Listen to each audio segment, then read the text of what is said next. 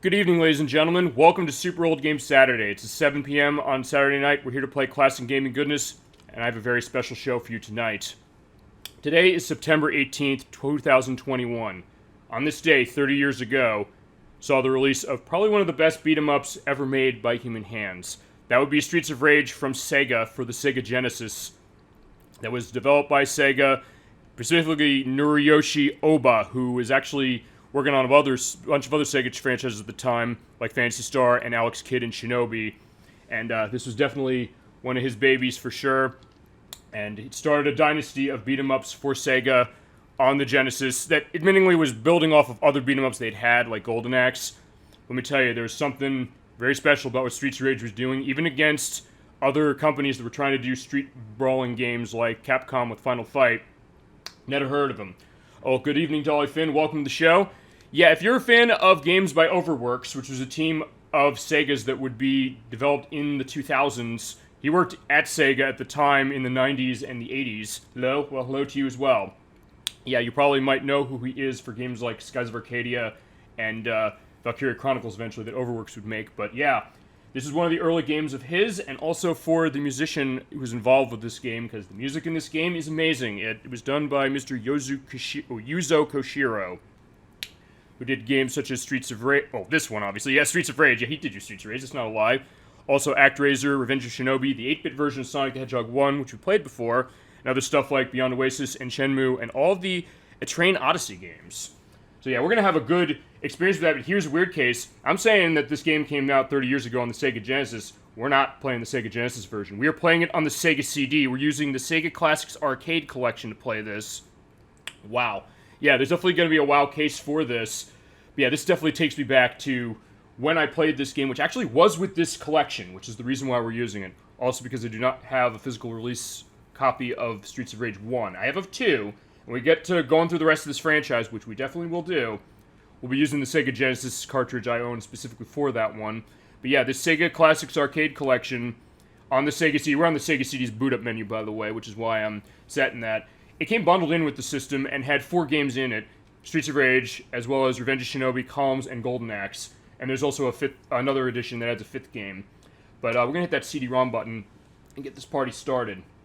Because I have a lot of memories with this game, including with this collection to a certain extent, which actually my first experience with this was when we had family visiting in 1992, right when the Sega CD came out. We rented and it came with this. It also came bundled in with the Model 1 unit, which is the one I have. And with that, I remember seeing one of my cousins playing through Revenge of Shinobi and Streets of Rage in particular. In fact, here we are on the menu of the Sega Classics Arcade Collection with this piece of classical music, I believe, which I don't know what piece this is. I looked all over. I couldn't find what it was. Oh, by the way, if you don't press a button, it all of a sudden goes back to the Sega logo with the CG element of it. Nice memory. Yeah, it was a nice memory, for sure. And as I mentioned, I think that's part of the reason why I do this show, and I'm going to let it, go along with this a little bit, but I do want to move on the menu, because if you don't, it'll start games. You have, as I mentioned, the 4 games, Golden Axe, Streets of Rage, Revenge of Shinobi, and Columns. Golden Axe here is also a beat-em-up. It has 2 players normally, the way Streets of Rage does. This version of Golden Axe does not have 2 players in this version. I don't know why they missed it, but yeah, the other games in this have 2-player, including Streets of Rage and Columns. We're doing Streets of Rage, but yeah, my cousin in particular, when we visited, we rented the Sega CD unit from a local video store, and he played pretty extensively into Streets of Rage and also into Revenge of Shinobi, which was my first exposure to both of these games. And it wasn't until, actually, a bunch of years later where I got to play it more consistently through collections and me getting a copy physical of this one. Actually, we might use this collection going forward when we do Revenge of Shinobi for reasons that I mentioned previously when we talked about that game. But tonight is going to be Streets of Rage's time to shine. You're a fan of beat-em-ups. Yeah, this is an institution on this system for good reason, or on any system it's been released on, which has been a bunch of them. There's some unique stuff in this version that is not in the other ones, but before we start going into that, I want you to listen to this music. Yeah, this is Yuzo Koshiro's, intro to this game for us, and talk about setting a perfect mood. Talk about getting you in the mood to go through the peaceful city, or once peaceful city, to beat up the thugs of the syndicate that's running this city now, Mr. X. And 3 retired or, defected police officers are going to go around and take care of the city and return it to its former glory. I just love everything with this soundtrack in particular. The bass, the keyboard stuff, it is wonderful. This is why I'm sort of trying to keep quiet on this, but I love it so much. We do have our main characters, Adam Hunter, 23-year-old ex-cop who loves bonsai and boxing. Blaze Fielding, also an ex-cop who loves lambada and judo. And Axel Stone, also ex-cop who loves video games and martial arts. It is a nice opening, and it creates a wonderful, wonderful mood. You're right about that, Deliefin. Thank you for pointing out the opening. Just, if you want to talk about setting a mood for your game and getting you ready for an evening of, pugilistic, joy on the streets of the city here. And again, Yuzo Koshiro, his music is good enough. He has his name on the title screen. It's not just this game that does it. This is the demo. I'll let this play because it'll just show how 2 players works on this game. You're just going around and beating people up and trying to stay alive, which is not going to be easy. In fact, I'll say this. We might end up seeing a game over case. If we do, I have a code set up so that we'll be able to continue quickly because, yeah, the end of this game gets really hard. We talked difficulty on this program before, but yeah, this game is not screwing around, especially when we get to the end of it. And that's also your special attack. We'll get into that in just a second when the intro goes. And you do have a high score table, although, despite this being the Sega Classics Arcade Collection this comes off of, this was not an arcade game. It was just a console game. But, yeah, anybody who had a Sega Genesis or any of the consoles that had access to this game were in for one treat. A wonderful game. That, weirdly enough, for a while, Sega kind of was treating this game like radioactive waste in the 2000s. They were so gun-shy of re-releasing this, it's not even funny. I remember the Sonic Gems collection on the GameCube. They cut all 3 of the Streets of Rage games out of that. They were in the Japanese version. The US version, they said, no, we don't want to get a teen rating for this collection, even though Shadow the Hedgehog got a teen rating the day after they said that. And then when the Sega Genesis collection came on the PSP and the PS2, they said, oh, we're not putting these in because we think it's going to get the collection an M rating. Like, this is not an M-rated game. If you're coming to the show thinking, oh, there's a content thing, well, first off, maybe go to another show because I don't have a concern to that unless it's something Twitch won't allow. This game they'll allow no problem. Yeah, this is not an M-rated game. It's violent in the sense you're just beating people up, and not really with blood. But yeah, they were like, they don't want to release this. Sega kept making excuses for it. But then when they released it on Virtual Console for the Wii, they were all E-rated. Except for the third one. Actually, the third one, they had a reason for that, and we'll get to that when we get to the third one, because we are going to play all 4 of the games in this franchise. We're starting with 1, and we're going to do also is, on the suggestion of Electverse, we did Final Fight from Capcom, which is kind of a competitor to this game back in the day, and actually that came before Streets of Rage did. We're going to be playing the other Final Fight games. We're going to alternate. So what's going to happen is we're doing Streets of Rage 1 tonight. Next time we do a beat 'em up, we're going to be doing Final Fight 2, then Streets of Rage 2, then Final Fight 3, then Streets of Rage 3 twice for reasons I'll get into, then Mighty Final Fight, and then Streets of Rage 4, which is the most recent one that came out last year and is a terrific game for the PS4, Xbox One, not GameCube, Switch, and PC. Yeah, I'm going to the options just to check a couple things. We're running on normal. You can run easy, normal, hard, hardest. Even on normal, this is going to be tough. Sound test to hear that great music. We might be back here if I get a game over, and your controls for special attack on the A button, B for attack, and C for jump. You can change it if you want, but I'm not going to do that. You do have a 2-player option. I'm playing solo, so 1 player. Let's get this started. How is easy?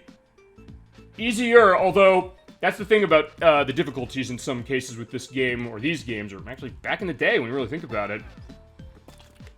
When it said it was easy, it's the kind of thing, it's more manageable. It's not necessarily going to be making it so easy that it's going to be boring to get through. You're going to have to bring your A game to this a little bit and understand how it works, but the good news about this game is that it does have a pretty gradual learning curve as you go along, and also as you're seeing here, you have your 3 characters to pick from, Adam, Axel, and Blaze, and those letters they have give you a sense of what their stats are. Adam is the slowest character. Yeah, A means you have highest power for that stat, and B means it's lower. Yeah, he's the slowest character of the 3, but he has good jump, and he can hit strongly. Thank you, well, of course, and thank you for showing up for this game and joining me on this 30th anniversary celebration of Streets of Rage, and I am very happy to get to this game. But yeah, as I said, Adam is slow, but he can jump high, and he can hit pretty hard with his punches and kicks. Axel is weak with jumping, but he can move pretty well, and also has decent power as well. Blaze is the weakest as far as power, but she jumps highest, and her speed is, I believe, the best of the 3 characters. I usually play as Blaze. We're going to be playing as Blaze for this one. And here we are going into round 1. Hearing this great music, which, from what I understand, Yuzo Koshiro was heavily inspired by, like, the DJ scene. I like Blaze. Yeah, you're gonna be liking some of the aspects of her. Also surprised when we get to Streets of Rage 3. Because, yeah, this red outfit she has, it gets changed in that version. Or at least in the US version. We'll get into that later. Yeah, just go around, move around, walk into people. You just hit the B button to punch them, and as you punch them enough when you're in a line like that, do a little bit of a kick combo. But you can also walk into enemies, you grab them like that, you can push back on the D-pad from where you're standing, press B again to throw him, or when I get him over here, okay, he can punch me in the face. I can hit C button to jump over him, and hit him into the pavement. You do want to do that as you go along, because you want to get as much power taken away from these guys as you can, and unlike the later entries in the series, you do not have health bar shown for the enemies. The later games would change that. Yeah, but you also have those guys, the Y signals, that do that slide. Yikes. Yeah. That's going to be the case for that one, but yeah, you pretty much just keep going and doing that. But here's the thing about this game, and this is why, for me in particular, why Streets of Rage means so much to me as a beat-em-up game, is that, yeah, it seems pretty simple, and it is simple in the sense you're walking around and also picking up weapons, putting the bottle, which is smashed over someone's head, and now you have a glass bottle that's broken, but yeah, if you drop your weapon 3 times, it is gone. But when you do grabs with weapons, you do hold on to them in this game. Unfortunately, this is the only game they did. What if they hit her? Yeah, they drop. Yeah, you drop your weapon if they hit me. As far as that. Also, you're hearing one other thing. Yeah, those yells. This Sega CD edition has voice clips for that, or CD voice audio, or voice samples. Those are really the only CD aspects of this game. They didn't even change the music, which is fine, because I love the Genesis music. This is the same music you'd hear if you were playing the Genesis cartridge, but the voices are not. Including when you knock the enemies away, going, ha! Sometimes they're a little more, okay, they are more garbled on the Genesis because of how the audio driver is on that. But yeah, go around, pick up the pipe, and hit them with it because it has the best range.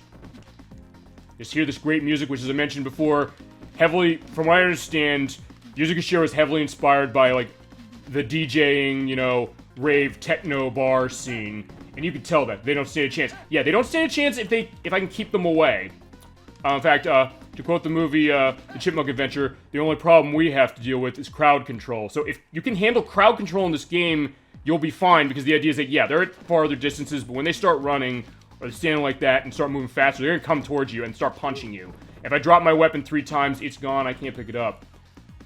I'll tell you what other thing also makes this easier to deal with. If you play this game in 2-player, and as I mentioned, this version does have 2-player, unlike the Golden Axe in this.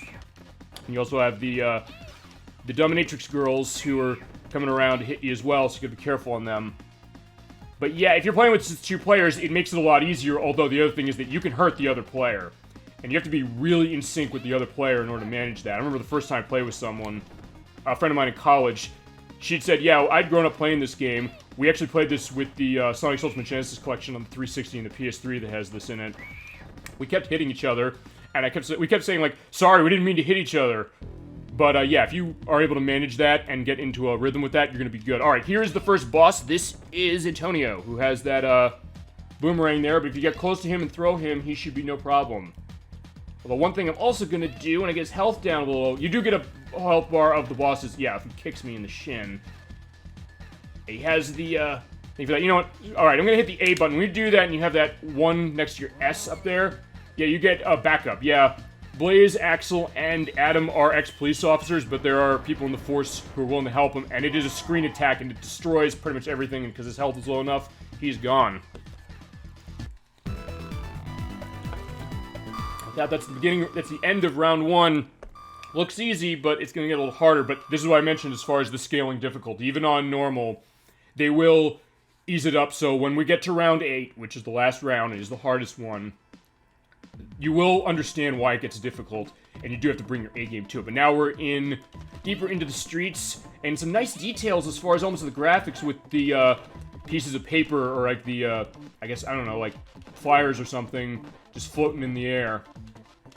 Again, hearing this great, wonderfully chill, you know, music with the techno stuff They really emphasizes what the Sega Genesis is capable of as far as its sound, which admittedly is not up to the capabilities of the Super Nintendo, but it did bass and percussion really, really well as far as how those... Okay, I hit A by accident, so yeah, we're going to be getting the police to hit everything. I probably shouldn't have used that right now, but I accidentally hit A, so that was my problem. But yeah, hear that thing?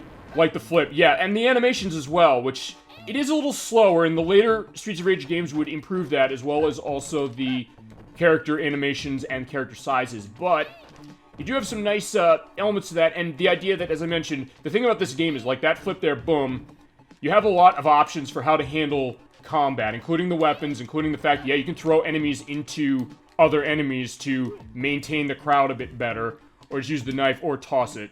Yeah, there is slowdown in this game, or at least in this release, that's not in the Genesis version, so the Sega CD edition is not necessarily the best way to play it, but it is a unique way. Alright, I picked up the pepper spray, so I gotta get him close. Yeah, if you get him close enough with it, he'll be stunned, so then you can pick him up and hurt him.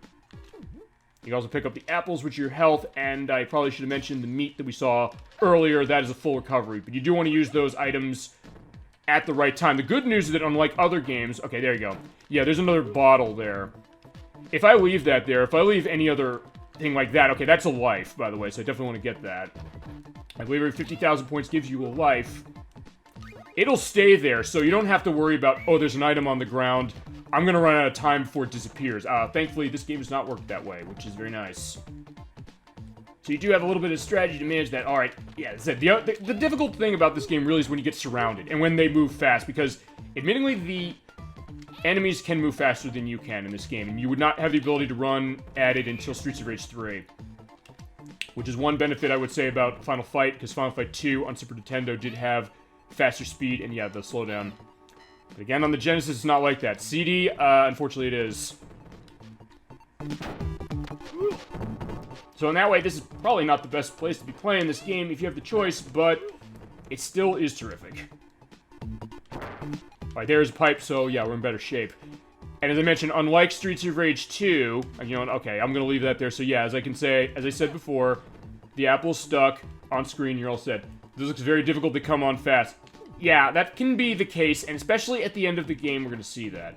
And especially also as we see tougher enemies where, yeah, they'll come fast, so you basically have to be really prepared when they come to time it so that you hit the pipe at them, or grab them, or get out of the way. Since I'm moving all over the place, I could feasibly, you know, move into them to do the grab that way.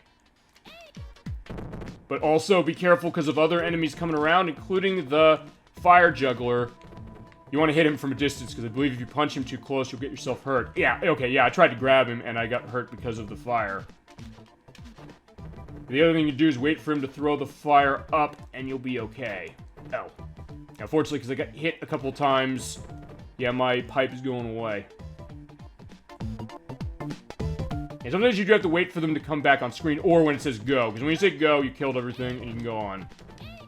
But my health is going low, and I need to find some health quickly. And they will give you meat at the end of the stage, so when you get up to the boss, you will be able to be sort of prepared for that. Ew.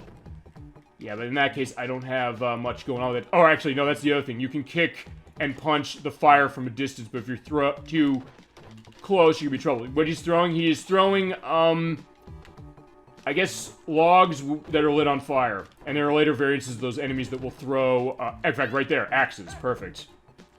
And you can't punch them when you're close. So what you have to do is you have to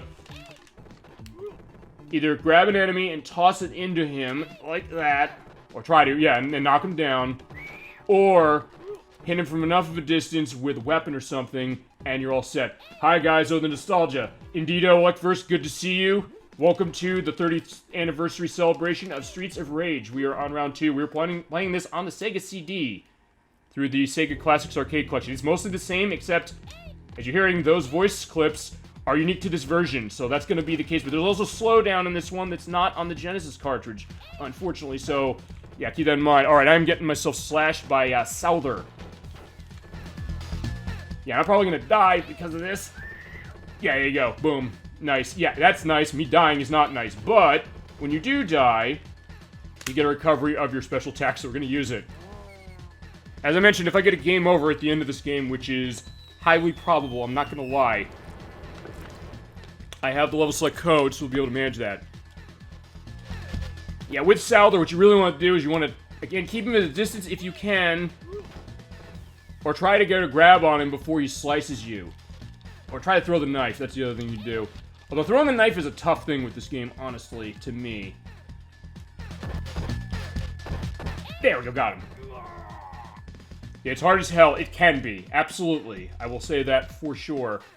But we are playing it on normal, so it's not going to be too horrible. It's just round 8. I am nervous about round 8. That being said, yeah, we're going to go through that. And if we get into a case where I get a game over, which I might, I have a stage select code. We will do that at the end. But that's going to be the last resort, feasibly. But again, glad to see you, like First Dollyfin, everybody else in the chat. Let me know what your memories of Streets of Rage might be, and any insights of what you're thinking about what you're seeing as well as we continue along the beach. And this is where I noticed the slowdown that is more prevalent in this Sega CD version that's in the Sega Classics Arcade Collection, as I mentioned. Where, yeah, you kind of get it slowing down a bit more, and that's weird, because the idea is the Sega CD was supposed to be more powerful than the Sega Genesis, but, yeah, in that case, you might want to play it on that, or on any of the systems that this was collected on, which has been a bunch. But in the 2000s, as I mentioned at the beginning of the show, Sega did not want to touch it. Okay, that's the other thing. Yeah, if you get caught like that, you get thrown, but if you time your jump right as you hit the ground, like I just did, you won't take damage. You have to get that timing down very specifically, though, so that's where the game takes a lot of practice to get used to. I had the 6-pack cartridges of the Sega Genesis. Yeah, I remember you mentioning that when we did Sonic 1 early this year, which also, the Game Gear edition of that, by the way, does have music by Yuzo Koshiro, did the music for this one. And I remember you did mention that collection, which was a all-in-one cartridge on the Sega Genesis, or a 6-in-1 cartridge, officially released by Sega that had a bunch of games in it, of which this was one of them, and Sonic the Hedgehog was one of them, and I think I mentioned in the Sonic video on the edit what the other games were off the top of my, which I don't remember off the top of my head, but that was an interesting cartridge release they had, and I guess in some way, I guess it was Sega going the direction they went with this Sega CD collection that they put out, which also had Revenge of Shinobi, Columns, Golden Axe, and there's a later release of this, a 5-in-1 that had Super Monaco GP. I have the 4-in-1, which was bundled in with the Model 1 Sega CD. Weirdly enough, on that one, or on this collection, Golden Axe does not have its 2-player. I've mentioned that, I think, maybe at one point before, but, whoa!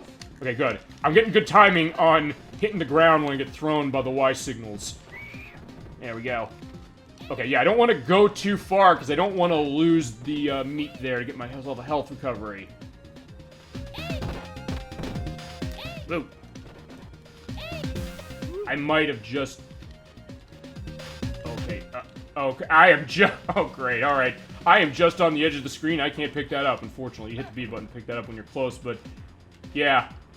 There is the tasty meat I can't have, but to be fair, my health is not too low. That's really the difficult thing of this, is that the items won't disappear, but you gotta pick them up before you leave the screen, otherwise you can't go back, so... Oh, there you go. Yeah, 3 in a row with getting thrown. Oh, or 4, alright. Yeah, basically what you want to do is just pretty much hit B and C. I know it's attack, but I tend to be seeing that's working the best for me when I'm doing the practice run on this game yesterday to make it work. But yeah, as I mentioned, yeah, there's a bit of slowdown in this game that is not in the other ones. Alright. But as I said, not too much going to this differently, just the idea that you're on the beach, walking along, and listening to this wonderful music, as I mentioned, by Yuzo Koshiro, which... And now it's raining. And that's the other thing about this game as well, just the great atmosphere that it creates. Especially for, like, night fighting, which is definitely something nice. Oh! Yeah, we're getting whipped. Also, by the way, Lifers, I was mentioning this earlier, since you just jumped on, I will reiterate this. I did see your comment on the YouTube video of the Final Fight play we did. I did pick up Final Fight 2, Final Fight 3, and Mighty Final Fight on the Wii U's Virtual Console, and you gave me an idea as far as how I think we should be doing the beat-em-up stuff, which is... So you did Final Fight before, we're doing Streets of Rage 1 now. Next beat-em-up we're going to be doing Final Fight 2 for Super Nintendo, but we will come back to all the Final Fights and all of the Streets of Rages while I get punched in the face by Abadede, who admittedly is one of the easiest bosses to take care of if you're careful, because he'll do that run ahead and the uppercut, which hurts badly. But if you move downwards to him while he's off that plane, you can be alright, except the enemies will get in the way. You know, the other thing to do is just call my backup out and have them come to the beach with the bazooka. Yeah, we will be alternating between Final Fight and Streets of Rage as far as the beat-em-ups on this channel. And I think it's fitting, because we did do Final Fight earlier this year, and also because they were kind of competitors to each other, or Final Fight was, and so was Streets of Rage. Yeah, but I got myself hurt badly by Abadede and lost a couple of lives. But he's gone, so we won't see him again until Streets of Rage, well, 2, when we do the next one. He's also in Streets of Rage 4. And same with Souther, who's also in Streets of Rage 2. And we do Streets of Rage 2, we are going to be using the actual Genesis cartridge for that one. Alright, round 4. We're going across the bridge. Doesn't look like it right now, but we'll be seeing that. Alright, and now we do have the enemies that are of different color, which means they take more damage when you hurt them, and they can get in your way and surround you, which you don't want to do. But I'm getting good luck in avoiding throws. Yeah, at this point, you really want to use that back throw to handle everything. I also was concerned about the, I guess the black biker girls there, because what happens with them is that they have more health, and I don't know if it's, like, level specific, but I know that there's one part we're going to run into later where if you punch them, they'll go down on their knees and you can't hurt them, but you have to wait till they come up. Whip it good. Oh yeah, the Devo approach, which might make sense when you think about it, because I believe that Yuzo Koshiro did have, like, techno stuff on his line, or on his, radar when he was, making the music for this game. Alright, let's put this pepper spray out. Alright, yeah, I wasn't in a good range. Ah, there we go. There you go. You're also getting that nice night sky with the city back there, which, as I mentioned, the plot of this game is that the city was taken over by the syndicates run by Mr. X. We gotta take care of him. Okay, I'm not in good position to do that, but actually that's the other thing. That hit there. Yeah, you can fall on that and you die, but when you get the enemies in a good position for that, you can knock them in. Like this. Yeah, we're gonna love having that in other areas, but be careful because that can happen to you.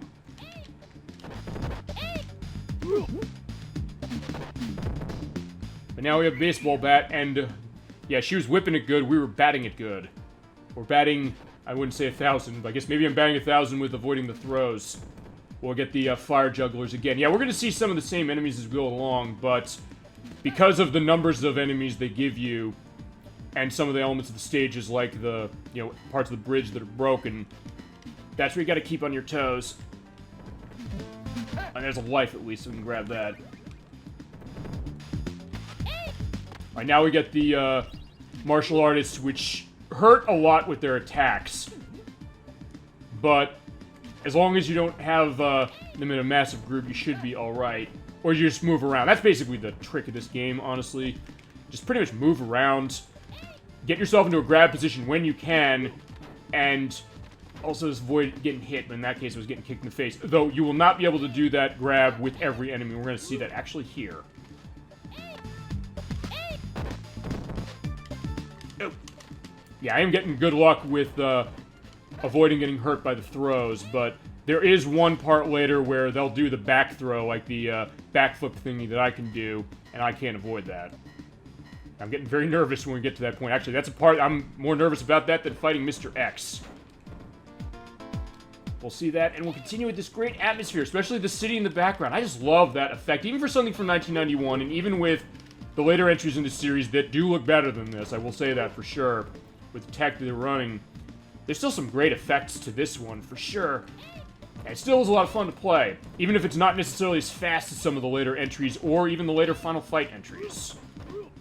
Because I know 2 added a run, or Final Fight 2 added a run, Streets of Rage 3 added the run, and that definitely gives it a different feel than something like this, but still, the fact that this has aged as well as it has after 30 years, despite the fact that it's as slow, or comparatively slow as it is, speaks volumes.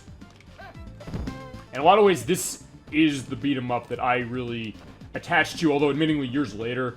I'm kind of in the same case like that with Final Fight, where I came to Final Fight years later, although I knew of this one sooner than I knew of Final Fight. Alright, we got boss time. Or the Attack of the Barbarian, as the soundtrack calls it. Alright, yeah, this is one of those enemies that I mentioned, the fire thrower named, Bongo. He's too heavy to pick up, so do not pick him up. Basically, just try and get him into a direction. He'll do that fire breath, and he'll go in the diagonal. Or sometimes he'll go in the diagonal and get him out of the way. But do not grab him because... Okay, you can grab him feasibly, but if you do a throw on him, you'll get hurt. Because he's too heavy. You know what, let's hold him in place and get the police officer over here. I mean, it's more just a show than anything, and also as a desperation, pretty much. Like, yeah, I'm gonna die, so get him taken care of. Although, to be fair, he's giving me less trouble than Abadede did. Oh, alright, yeah, that was why you don't throw him. So I'm glad I showed that just to say, like, don't do that, otherwise you're gonna get hurt. But he's gone. Admittedly, this is not a very long game, I will say that, but... Yeah, when we get to round 8, that's gonna be where things are gonna be, yeah, not being as smooth. At least I could feasibly get some lives to go along from points and also finding them on the ground. Alright, round 5. This is actually one of the hardest ones we're gonna go along. This is the, ship. You hear that horn there, the honk, which is a very nice effect, and the bobbing of the water. Definitely a little thing, but it definitely is very nice. And not necessarily massively overdone, because I was mentioning to coworkers something. The first game I did a stream of this year was Mega Man X2.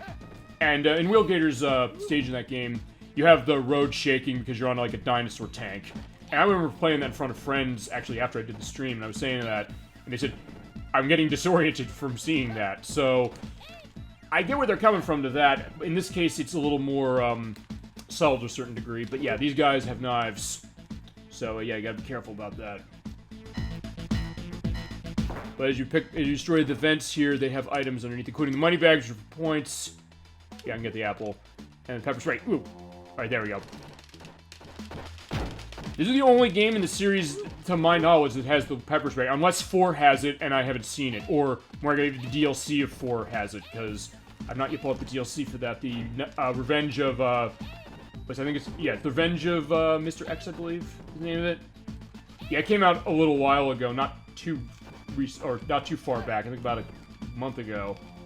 I still gotta pick that up, because I do have Streets of Rage 4 on Switch. I bought the limited edition one that Limited Run Games put out. I'll probably put a picture of it in the YouTube video right about here. It basically puts it in like a Sega Genesis box, and it looks really, really nice. Okay, also, I want to wait. Because here's the thing, yeah, I got surrounded, that's bad, and I'm dead. When you come back from a death, all the enemies will knock down their backs, and you can at least get a little bit of recovery. But, I probably should have used it then. I kind of want to save my special attacks for the boss here. Or boss is here, as it's going to be. Also, you do have a time limit. It's never going to be that much of a factor because you'll have more than enough time, but if you let that run to 0, you lose a life. Alright, now here are the biker girls, as I mentioned. When you hit some of them, sometimes they'll get on their knees like that. I think that the way it works is that if you have a weapon or you grab them, they won't do that. And I don't remember specifically if it hurts them or not, so what you want to do is you want to get close and throw them. Oh, but avoid getting whipped. Well, yeah, she's whipping it good, but I need to whip her back or throw her back. And there are a lot of them.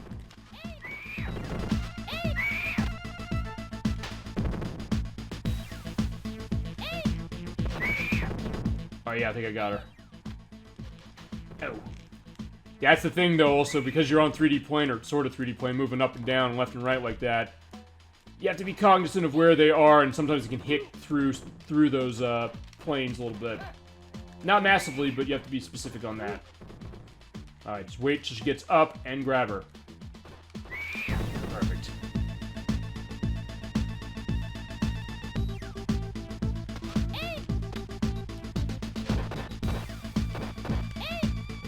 Alright, that's another thing you can also do as far as that, which is hit them a couple times, and then grab them, and then do 2 hits on them, and then throw them backwards. Or I think the other thing you can feasibly do, and I found this when I was doing the test playthrough of this yesterday, I think you can, and I'll show this off when we get the next enemy up. Alright, here. Alright, come here. You basically keep doing the punch like this, and you can kind of stun lock them. Blaze's grunts remind me of Tone from Dark Cloud. Yeah, from PlayStation 2. Here's the thing about this, because I'm glad you brought that up, because Blaze's grunts in this game this is exclusive to the Sega CD version. They're not this clear in the original release, as you probably know since you said you've played it. Okay, I know you've played this game. You've mentioned specifically to that. But yeah, so I don't know if, and I'll look at this. I'll see if there's anything on the YouTube video. You know what? I'm calling them out. I don't care. I'll see if maybe it's the same voice actress. That would be interesting to know. But, yeah, they are more clear, as you're noticing, in this Sega CD release. And this is... Okay, I got a life over that. Perfect. Okay, that's great. Alright, so I got that, and I'm gonna be okay. Yeah, that might have been what's going on. But yeah, this is the only version of Streets of Rage. Well, this and the Sega Classics Arcade Collection with the 5-in-1 on it that has the voice clips the way that they are in this version. Which is unique. Oh, there we go. He got thrown weirdly. Yeah, that's how you want to handle the Abadedes, honestly. You don't let him hit you in front, otherwise you're going to get hurt badly. Yeah, definitely interesting that. And thank you for bringing that up as well. I'll definitely look into that, and I'll let you know what I find. Actually, I'll say this also, since you mentioned Dark Cloud. I mentioned that game before, but I've never played it. I remember hearing it was very good, though. I heard it was kind of taken off of Zelda, and also a little bit, as I mentioned, of ActRaiser, particularly the second game. So in that case, I think it would probably be right up my alley. But I'll have to look into getting a copy of that. I don't think it's a super expensive game, which I don't think it is. I think it was an early one of... that was... Okay, by the way, the police car like that, on screen like that, that's another special attack. You pick that up, you get other usage of that. I think... Yeah, that was it. Yeah, what? Yeah, it's an on my shame list of, hey, I haven't played it, but... Yeah, I should definitely change that, because I've heard it's great. I just didn't... As I mentioned before, I didn't have a PlayStation 2 for a bit of time after it came out. I got mine in 2004, and I'll be going into that more when we do Kingdom Hearts, or start that next week. Because actually, Kingdom Hearts was one of the first games I bought with my PS2. But at that point, it was like, okay, there's certain things I wanted to pick up on it, and as much as Dark Cloud was well-liked, I just never got around to it. But I don't think it costs as much as some other games, so at some point I'll have to give it a look. And it might be a good one for, you know, the next RPG, if we're going to count that as an RPG. I don't know, do we consider that RPG, or does people tend to consider it that way? Because I'm running that challenge a little bit as far as when we start the Zelda stuff. Because actually, I'll make this announcement now. I want to start the stuff with The Legend of Zelda next year, but I don't want to... I'm not going to count that as an RPG, because we're going to start with the two on the Nintendo 64. We're going to be doing Ocarina of Time, and we're going to be doing Majora's Mask. I've already promised Protorova, who wants to be in the Super Old Games Saturday studio, to do that one, and one of my coworkers wants to be in on Majora's Mask, so we're going to do both of those. And I'm going to try and have those going concurrently with the RPGs, if I can make that happen. So at that point, I don't know if we count that necessarily. You would? Okay. I mean, as I mentioned, that's also been the argument with Zelda to a certain extent. Like, is Zelda really an RPG, or an action RPG, or how does that go? And we'll get into that discussion, I guess, with Kingdom Hearts next week. But... yeah, so I mean, I guess I could see how it kind of went a different way, but of what I know of Dark Cloud, I would say it sort of does. I know, like, the ActRaiser thing, although ActRaiser is kind of an RTS to a certain degree as far as part of that, half of that game, and that Zelda you would say is not. Okay. Which is fair, because I've heard a lot of people saying that they think it is or they think it isn't. But yeah, we got, Onihime and Yasha, or as they're known in the US continuity, Mona and Lisa. These bosses are insanely hard. So yeah, we're burning them right away. But I would get that. It's funny, because I've heard people say exactly what you say, saying no, they think it's not an RPG because of the way it's set in, or somebody saying, like, no, they consider that it is. I can kind of be in one way or another, and right there, that's what you gotta be careful of, them doing that back throw on you. Yeah, I'm gonna be dying a lot, and I'm gonna get my first game over. I do have continues to start, and this is usually, whenever I play this game, this is where I end up starting to lose lives and lose my continues. But yeah, I get that idea as far as whether you consider Zelda an RPG or not.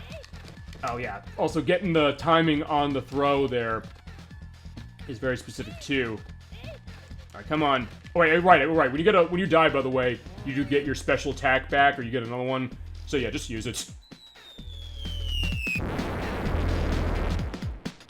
Yeah, but I get that idea. So I mean, because it's kind of a question as far as do we... Okay, I got the timing, thank God. Yeah, but not that time. Alright, so that's game over. Alright, and when you do get a game over, you do get to enter your name. Yeah, I don't know. This is going a bit slow, so I'm gonna go into Super Old Game Saturday, or since there's only 3 letters, they're going to be doing Super Old Game, I guess. But yeah, going back to that thing with is Zelda an RPG or not, or how do you consider that? Because there's kind of a question to it, that's why I'm going to count that as something separate. And then at some point also take a look at Dark Cloud. I will definitely look into that game, because I know I got to play. But yeah, you get 3 continues, by the way, when you start, so here you go. They're knocked down, and you get to use your police backup. This is a cheap way of doing it, but this game is hard, so yeah, you need all the help you can get. Or you play 2 players. And one of my best memories of this game was actually a couple years ago when I played this with someone I had never met before, actually at MagFest. They had a bunch of the television set up for stuff, and they had Streets of Rage, and it was like, hey, you want to play Streets of Rage? They're like, do I? Yeah, absolutely. And we kind of steamrolled the game on normal. It was actually a lot easier that way, but yeah, I'm getting myself killed. But I'm not going to use my special attack for this. I want to get the last hit on her. Oh, but yeah, if you get close, she can grab you, so that makes it hard, too. At least you get to hear more of this music. Oh, no! Alright, screw this. I can't afford this. Or I can't afford to die like that. Bagfest, you went there. Yes, I did. That was actually about 2 years ago was the last time I went. It was canceled this year. It's, I don't think, canceled. No, it's not going to be canceled for this year. It's in January. I'm going to see if I can get to that. I don't know how I'm going to be able to manage that, but, or if I'll go to that one. I mean, I'll figure it out, because I enjoyed it when I went before. But there's some stuff I had to figure out as far as, like, costs and stuff like that. I mean, if nothing else, then I can Actually, I was toying about this at some point. If I do end up going there at some point, I kind of wanted to do a Super Old Game Saturday live for MagFest for something. But I don't know. I'll have to see what I can do about that and when that'll happen. But I did enjoy that. It's a gaming convention, by the way, if you're not aware. It takes place in the National Harbor in Maryland every January, usually. It's a good time when you can go, or if you can go. Alright, yeah, you know what, we're gonna do this. We're in round 6, by the way. This is the factory. And we are definitely seeing a lot of the tropes of levels in beat-em-ups, although, as I mentioned when we did Final Fight, that is not, I mean, at the time this game came out, that was not necessarily seen, or these level ideas were not necessarily something that were cliched exactly. Yeah, at least not usually. Actually, Final Fight 2, of what I played of it so far, one thing I noticed is that they kind of set it in different areas of the world, which I thought was kind of interesting. Yeah, in some ways, like, coming back to some of these games as far as the settings, I kind of just like the idea. It's like, yeah, I expect that I'm going to be, you know, going onto a boat, perhaps, or going down the docks or something, and then going into a factory, and then having an elevator section, which we're going to have on the next stage. Yeah, definitely good stuff to that.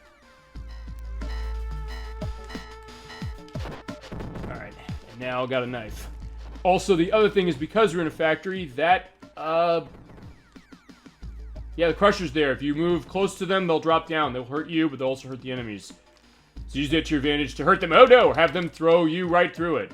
Okay, at least it's good he threw me, because then I avoided getting hurt from the Crusher, because that does hurt. Whoa. Whoa.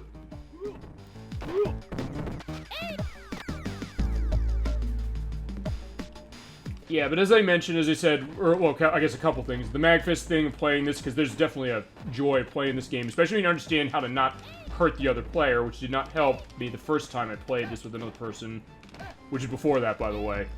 And then, also the Dark Cloud thing and the Zelda thing.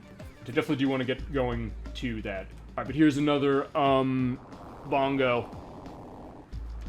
Oh, no! Okay, yeah, I should have been, okay, yeah, if you do grab him, try to grab him from the front so you don't throw him, because if you throw him, he hurts you. Ooh. Or don't get burned. Alright.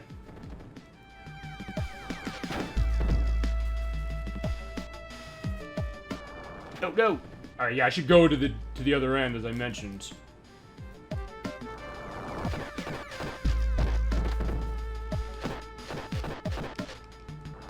Ah. Get in my belly! Oh yeah, fat bastard from Austin Powers and Spy shagged me. Definitely just in case, yeah, he's definitely wanted to burn me. And that's also the case when we get to Streets of Rage 2, because... Okay, Bongo comes back in Streets of Rage 4, from what I understand, and there's variances of him in Streets of Rage 2 for the purpose of that. But yeah, that is an interesting way. I guess I am lucky, or you're a lucky wee man! Or wee lasses in this case. And actually, as far as that, I guess since you mentioned that, I do technically have one of the Austin Powers games. I have I don't know if this is necessarily a great game, I haven't played it in a while, but I call it cheap. Austin Powers Pinball for the PlayStation, which is kind of weird and wonky. And there are also two on the Game Boy Color, interesting enough. There was, Welcome to My Underground Lair and Oh Behave. I'm trying to remember who made... Actually, no, it was Digital Clips, I think, who made those. Who interested up ported Streets of Rage a bunch of places, so fitting case of that. But, yeah, that would be the case if we're going to be getting that franchise going. I do have the one, but I don't know if they're great games. Unfortunately, the one game that I do like connected to that series, A, I don't have a copy of it, B, I have to figure my PC situation out, and C, it's ancient Windows stuff, so I have to figure that part of it too, is, Austin Powers Operation Trivia, I believe it was called. It's by the people who made You Don't Know Jack, Jellyvision. And it's basically You Don't Know Jack with Austin Powers, but it does have other questions that have stuff to do with other things aside from that franchise. I remember played the demo of it on the PC, and I quite liked it, as far as what it was, and also then when I learned, oh yeah, that's what You Don't Know Jack is, that kind of explained that perspective. As I mentioned before, actually, when we did another beat 'em up, Teenage Mutant Ninja Turtles, I gotta get one of those You Don't Know Jack games and play it, but get a group of people to play with. Or get one of the online ones, feasibly. Because we haven't really had much trivia aspect on this channel, and I do want to change that to a certain degree for when I can make sense to do it. But in the meantime, we got beating to do. Actually, well, no, I'm trying to think of like if there was like a beat 'em up with like a trivia perspective. You know, not really. Maybe I'm just thinking of the WarioWare get-together I've been playing, where there's like one level where you have like quiz stuff going along. Or Typing of the Dead, which has like a quiz element to one of the stages. And we can show Typing of the Dead off at some point, because that's a great game, and a very unique game. It's also another one feasible to like to have another person with, because the two-player on that game is amazing. As I mentioned, we will do the other Streets of Rages as well. Ah!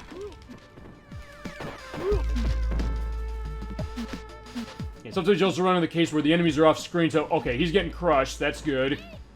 But sometimes they'll be off-screen, you have to wait till they get over there. I love those movies. Yeah, I definitely like them too. They definitely are that great, you know, twist on the James Bond franchise. Oh, there's another, special attack. And life, perfect. Yeah, they definitely do have a nice style to it, although it has definitely been... it was interesting, I think they were going to make a fourth one at some point, or they're going to plan to, but then that never happened. And then, Mike Myers kind of, sort of, fell off the face of the earth after The Love Guru came out, which I heard was horrible. But I never saw it, so I don't know if it... Okay, it probably is, but I don't know if it is, because I have not watched it. But I do remember that style of it, and, you know, the idea of, like, I guess the spoof movie, but a spoof movie that is doing something a little unique as far as how it was operating itself, because it's kind of taken itself, to a certain extent, seriously, as far as being, you know, on point with the James Bond franchise it was parodying, as opposed to being, like, kind of, I guess... vignette-ish to a certain degree, which can kind of work to a degree. How can you not find Ivana Humpalot funny? Yeah, yeah, especially because it's Kristen Johnston from Third Rock from the Sun who plays her. In fact, actually, at that point, funny you mentioned that. Then is that I gotta be very careful standing in here because, yeah, the hitbox there is very weird if I am not in the middle of that perfectly. But yeah, my family, especially my brother, was huge into Third Rock from the Sun at the time. And she plays Sally on that show, so we saw her in that movie, we're like, oh, that's great! And just the idea of how eventually, I think that's also like a takeoff on one of the James Bond movies, where I think the idea is like, he's able to get someone who wants to kill him to, you know, I guess, want to be seduced by him, saying like, no more playing games, I was gonna come here to kill you, but I can't take my eyes off of you. And that's the other thing, like, a lot of the character actor appearances in that, including in that second movie, Rob Lowe, as the young version of Robert Wagner, is kind of on point perfectly as far as doing the Robert Wagner aspect of that. But, you know, maybe we should do the Austin Powers Pinball. Have you played that? I would not say it's a great game. By the way, we have two Solders, so just pull the police out into the factory. It is safe here for them. The place is not going to blow up from the fire. At least not in this one. I don't know if Streets of Rage 2 does it, or Streets of Rage 4. No, if not. That might be an interesting showcase, if nothing else. I'll say that. The one thing about that game, that I remember, is that I don't believe it has Okay, none of them, I don't think, except maybe the two on the Game Boy Color, had voice work from the actors from the movie. At least I don't think they did. Even the one on the PC didn't, although they were pretty close. You know what? Okay, fine. I died and got that, so let's use the one more. And hey, I'm gonna need every continue I can get for round 8.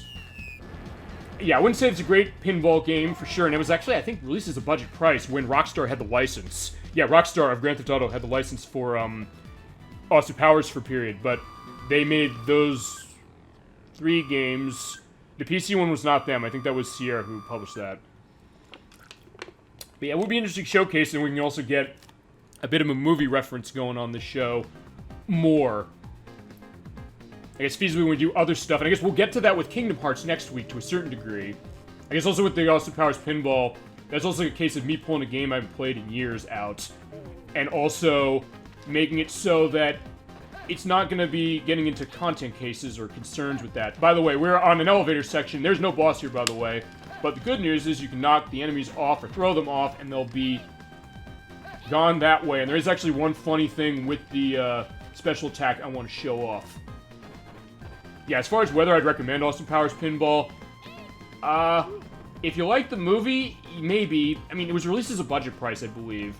I think it was a $10 or $20 game when it came out initially.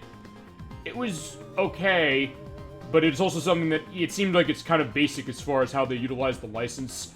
It's not like other games that they will have like a pinball game and they'll go full hog with it. Like, actually, I think there were like Austin Powers pinball games in the arcades, like actual pinball machines that utilize it better than that game did. Or something like Pokemon Pinball, where they kind of envelop the license. Although, from what I understand, it also is apparently a better game than another game that Rockstar released, another pinball license case, Kiss Pinball, the glam rock band of Gene Simmons and Peter Criss and all those guys. They released a $10 game, Kiss Pinball, on the PlayStation that had the band involved, but for some reason apparently they didn't have license to any of the music, so they couldn't actually use the music. So there is no Kiss music in the Kiss Pinball game. But I've also heard that game's horrible. Though it does have a feature that you can actually put your own CDs into the PlayStation and listen to music on it. So basically, yeah, you can put any Kiss CD you want to put in to play to it. Like, I remember, like, some critics... Oh, no! I got thrown off! Okay, yeah, that's... Yeah, that can happen with me. That was, I'll just spell out what that was. That was bad. Kiss versus Michael Jackson. Yeah, definitely so. Wait, that's a reference to something, isn't it? Or is that... Yeah, enlighten me on that while I continue again. Because that sounds familiar, because there's definitely a lot of... No, I don't want to get thrown again! But see, that's the other thing. You want to throw them off the side as quickly as you can. Mad TV. Oh, yeah! I'm trying to remember if I've seen that skit for that. I'll have to look that up, because there's certain stuff of Mad TV's I've seen. Well, I remember a couple things. One, South Park Nuts, which is their take on South Park mixed with Peanuts. And they turned that into a reference of the Jonestown Massacre of all things. And, actually, one of my favorites actually was one of Deadwood, the HBO series, which I love that show. Basically, what it is basically it's turning into the fact that everybody's loving Deadwood, and the idea that Larry King, the late great Larry King, was kind of like, it was going the idea of like he'd have like blurb stuff like movies and stuff, and it turns into all these weird things he's saying about it. It's kind of interesting. See, it's funny. Yes, Mad TV. Yeah, it's an interesting case because it was something that never really got the appreciation of something at Saturday Night Live. You could also get the sense that, hey, there was some, mixed aspects of that, but you could also say that was Saturday Night Live, especially today. I mean, I guess maybe with Mad TV, you could also say, well, all right, fine. When it went along, at least it eventually ended itself, and maybe that helped it, perhaps. But then again, you sometimes run into cases like with animes and things that run forever, like Pokemon and One Piece, where they still somehow stay fresh. But there are definitely some funny things to that. Also, I'm going to show this. Yeah, you use the special attack. Yeah, you have to wait to scroll down all the way to the street. And yeah, he's going to make one hell of a shot up to the balcony. And that distance will change if you're at the top of the elevator like I am. Yeah, but that way it kills him. I think we're done. Oh, okay, we're almost done. Yeah, it seems like we're going to be done with this game very quickly, as it might look. Because we're about an hour in, and I'm at the last level, or we'll be at the last level after I kill all these people. But yeah, it's not gonna. I'll tell you what's gonna extend that time: the last level, and we'll see that in a second. Or me having to probably use a code on the last level, or to get back to it. But we'll see how this goes. Maybe I can do it decently. All right, he's gone. But yeah, there are definitely some Mad TV heads moments. I know some people say like, yeah, it wasn't that great or good in some cases, but like when it could be funny, it could be really funny. If you say that with anything, honestly. Movies, television, or even games. And actually, we'll get to that a little bit with Kingdom Hearts sort of next week. But alright, that's Round 7. There's no boss in Round 7. But they're making up for that because this is the final level. This is Round 8. I am very nervous. Here's the other thing about this level. You see the S there, it's 0. Yeah, we had the police officer able to help us, feasibly, or me getting hit by the dumbwaiter or the tray table there. Yeah, you can't use your special attack here, so you gotta go through this yourself. I love the music here, though. I will say that for sure. Dang, I love the music in this entire soundtrack. But this is where it's getting really hard. We have to walk through the hallway to get to Mr. X. And we gotta fight pretty much every boss we've already fought, along with a gauntlet of enemies. Which I guess is not something unexpected for beat-em-ups, but yeah, it gets really tough. I have 3 lives, and I have 1 continue. I don't think that's gonna be enough. And there's one place I'm probably gonna lose it all, and it's not on the final boss, interestingly enough. We'll see how this goes. Oh, no! Yeah, that's one of the hardest things to avoid in my case. Like, yeah, I just don't always expect where that's gonna go. Alright, there you go. Yeah, you just kick it. It's like, yeah, I don't like the gourmet room service of this hotel. Yeah, get out of the way.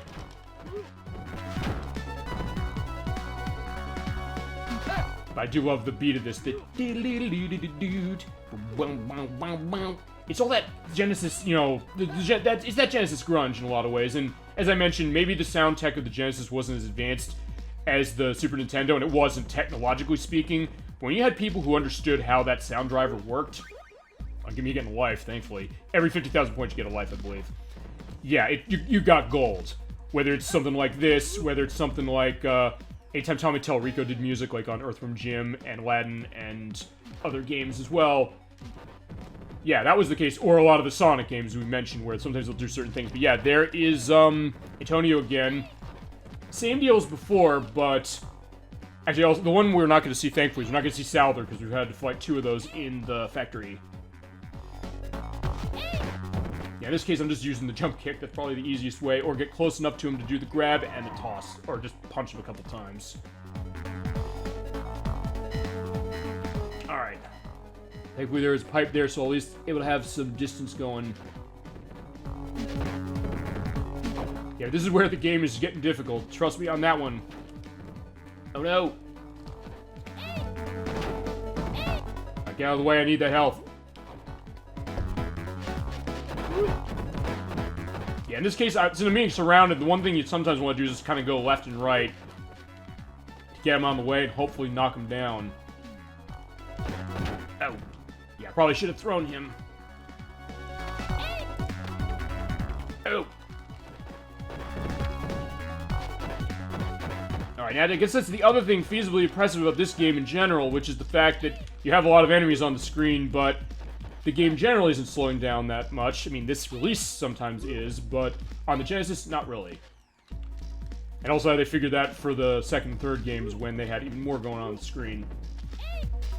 I guess to go into that, when we do the other ones, just to give a perspective of that. For 2, we're going to use the Genesis cartridge, because I do have that way.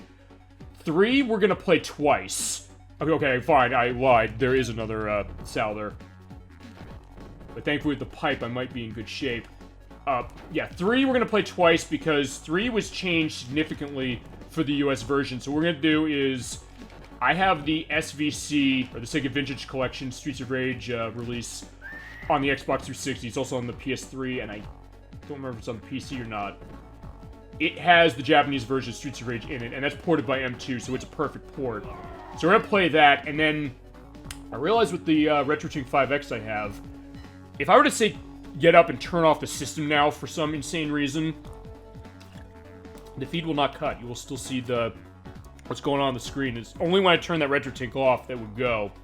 So what I'm going to do is, we're going to play that Japanese version. We're going to play the American version as well, but I have a ROM hack of the original Genesis version that was actually printed to cartridge. It's, Actually, it's a hack of the game that's the same as Street Race 3 was, the US version, but it adds Sonic the Hedgehog into it. So I think that would be kind of funny to show off.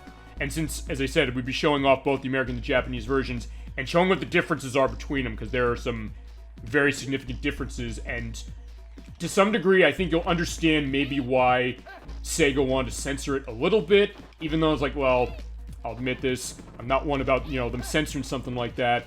I get maybe their concern, particularly for 1994, with that one. But in some ways, they also changed other things with that game, or with Street Race 3, including the difficulty. They made it harder for the US for some reason. And also some other changes. Like, for example, we're seeing... Adolfin, you were mentioning you like the outfit Blaze has, that red dress. It's gray in the US version of Street Race 3, despite it being red in Streets of Rage 2 and in this game. So, like, and they did change, like, a lot of the outfits of some of the characters, like, particularly a lot of the, like, the girls with the whips. Oh, yeah, we go. Yeah, just getting that timing down with Abadede. I don't want to get hit by that fist. No! Okay, good. Thank God. It's weird. I know how to handle the Abadedes in this game, no problem, but I also sometimes get nervous when it happens, and then I end up not doing it right. Alright, come on. Alright. Yeah, I want to get some enemies coming up so I can get a thing. Alright. Oh. Alright, he's gone. At this point, I can take that. There we go. Oh. Yeah, I was saying, that's sometimes you can do. You can also do stun locking, so at that point, it's kind of a cheap tactic, but if you can punch him in a rhythmic fashion like that, you'll be in good shape. In fact, I'll do that next time I see an enemy, and next time I don't have the knife on me. Or, there you go, alright. Sorry, I threw the knife into her. And you know what, I can show that with her. So walk up to her. Yeah, basically, just hitting the B button rhythmically like that, and yeah, she doesn't stand a chance. Though you can't do that on every enemy. In some cases, they'll kind of get through that, although move so fast from a punch like that, they'll not survive. Actually, you know what? As cheap as it is, I probably should do that, well, until another one gets close to me. There you go, got him. Because there is one part of this I'm very nervous about. But so far I'm doing okay, but even though I have 3 lives and 1 continue in reserve, I am not trusting myself to be able to handle that last part. I will definitely bring up to that when we get there. Alright, there is another one of Bongo. In this case, he has a different outfit. What is happening? As far as the game itself, or just what's going on with Bongo? The idea, like, how he's changing color, where I'm at. Let me know, and we'll get into that. Yeah, in this case, I'm just beating him down, but... Alright, so there you go. Both. Alright. I guess here's a question. Have you beaten this game? To give you an idea, I'm just walking towards Mr. X. This is the last level. I have to walk down the hallway and beat everything in my sight. As far as him changing outfit, I guess there are a lot of, I guess there's a large number of people in the syndicate from what I understand. I believe the other ones go into it. No, I haven't. Given how hard this game can get, I get it. Trust me. And honestly, this might not necessarily be a legitimate, defeat of this game, feasibly. Assuming I don't get lucky on this. Yeah, in that case, I'm using that. Oh. Yeah, but actually, that is interesting to go into. We'll get into that when we get to Mr. X, because I ask if you've beaten this game or not. Come on, get closer. I want to hit you. Yeah, thankfully I can abuse this, but there's a bad ending to this game. Although, actually, to see the bad ending, you have to have 2 players. But there is one other thing. We'll get into that. So it's interesting you mention... Okay, I just did that. I forgot I even had that. If you press the B and the C buttons, you do that back kick. It hits things behind you, and it can be useful if you remember to hit it. Although sometimes you have to hit the 2 buttons together, so it's harder to do it. Actually, in all honesty, the time I use it most is in that SVC Streets of Rage collection, because you can remap the buttons any way you want, so just put on the right trigger. And it makes it really easy to have that on a separate button, whereas on the Genesis, I only have 3 buttons to run by. Well, at least for this one, Streets of Rage 3 would have a 6-button controller option. And I'll show that off when we do that version. When we do the Sonic hack version of that. But yeah, that is the door we have to go through. But there's one thing I am very nervous about. Not right yeah, as soon as I kill them, we're gonna see it. Oh, no.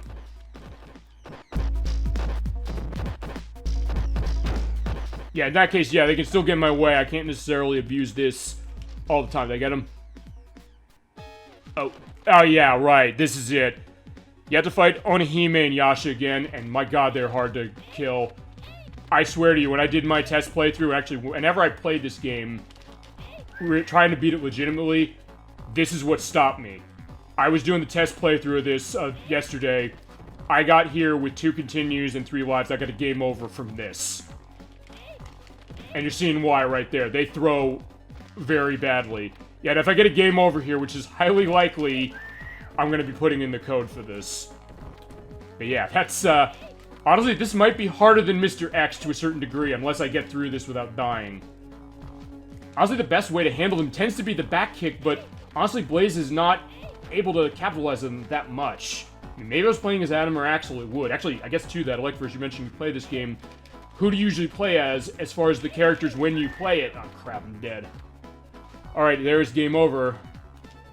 Yeah, last continue. Looks very difficult. Yeah, because they can throw you and that hurts badly, and also because it's hard to get an opening. If they'll jump around. Yeah, if I touch them, they go, I usually play as Axel. Okay.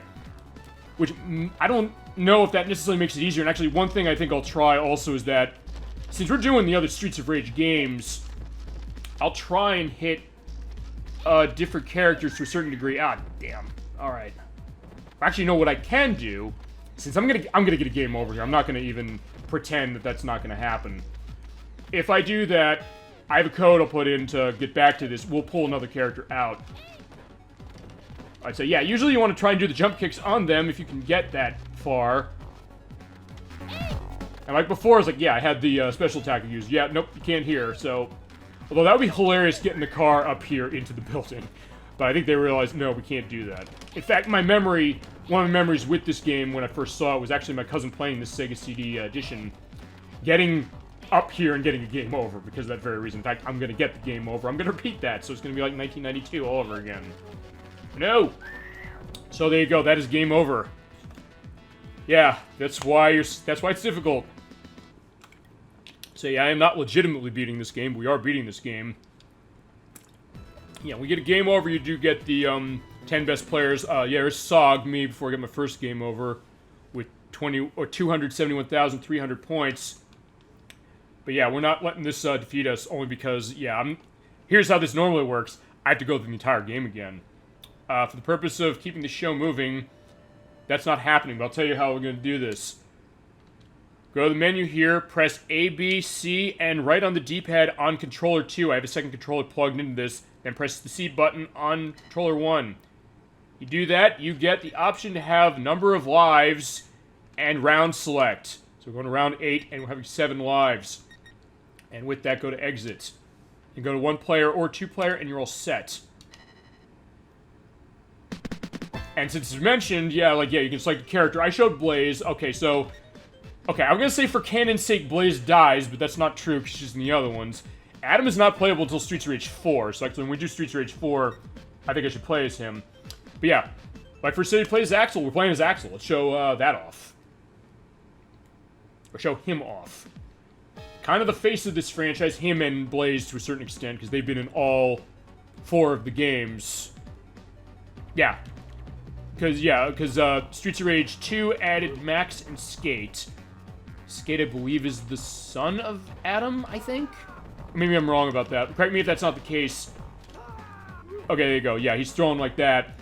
And in Streets of Rage 3, you have Dr. Zan, you have Skate again, and you also have Roo, the kangaroo. Actually, I might show that off somehow when we do 3.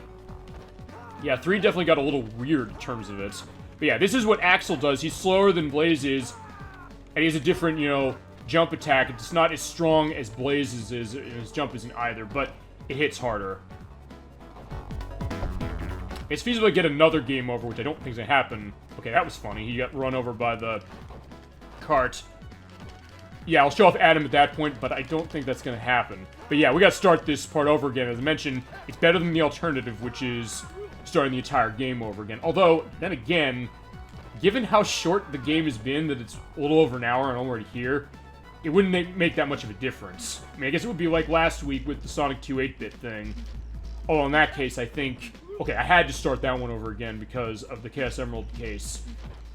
Actually, I guess it's another case like that one. We got a thing with a good and bad ending, although, as one player has mentioned, you can't get the bad ending. But I will show you, or I'll tell you about one thing, because I can't show you that, otherwise we have to go back 2 levels. And it definitely goes to the idea of gaming 30 years ago being a little more, I guess, unforgiving to a degree. Or basically is going to take gullible players for a ride. But I'll explain what that is when we get there. Meantime, we're able to keep going and hitting things with pipe.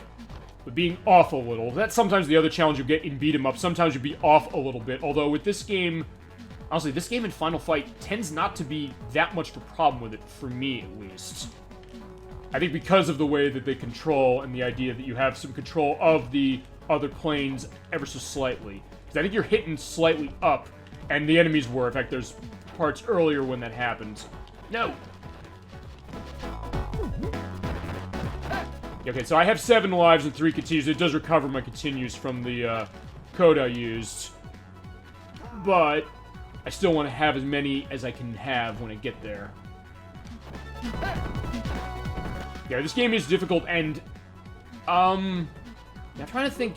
If I would say this is the most difficult of the 4, probably, I mean, on its default difficulty, I guess so, to a certain extent. I mean, there's parts of 3 that are hard, and as I mentioned, 3 is also harder for the US version for some of the things of it, and even aspects of the controls. They actually changed some of the aspects of how the game plays a little for the US version. It's very weird how the editing on that went, but we'll get into that when we get to Streets of Rage 3 for sure. Ow. I'm getting sliced again by Mr. Souther. Or just Souther, I guess, specifically. Alright, yeah, I do love the CD-enhanced version of that. Whoa! But it does sound great on the Genesis as well. Alright, so, yeah, come back here. And also another touch on the background there is the, yeah, I guess the sun is coming up as I'm going along. So, yeah, it's been this nice night game for going through that. But, yeah, we're, fighting through feasibly all night and getting to the end, or trying to get to the end. Actually, though, now that I have Axel here, this might be easier to handle Onihime and Yasha. Hopefully it will be, anyway. In the meantime, as we're making the walk backwards, let me know if you have anything else that you have on your mind as far as Streets of Rage, beat-em-ups, or anything gaming-wise. We'll get into that, because I'm loving that aspect of the discussion and where it goes, as I mentioned each week. I'm definitely going to love that next week when we get to Kingdom Hearts. I've been doing some practice on that because I haven't played it in, well, not a long time, but it's been a bit of time since I played it. So I'll make sure where we're going to be when we're done with that for the night. Because I think, as I mentioned, we're going to be probably running that about 5 hours next week. Just so we'll have a long play of it for when we come back to it next month and for the subsequent months. I'm definitely looking forward to doing that, though, based on what I've been playing so far or doing as far as the practice run. And also because, hey, it's the next RPG we have. We needed a catchy name for the RPG week, or, yeah, the RPG week of the month, and unfortunately, I'm coming up with a blank. And again, I didn't even come up with the name of the show myself. That was one of my coworkers, but, yeah, there you go. Alright. Okay, yeah, I don't need that right now, so I don't want to get it. Yeah, he does hit harder. Flip them off. Okay, gotcha. That's true. Where is it? Okay, no, I was... Okay, there's another enemy. I just want to make sure of that.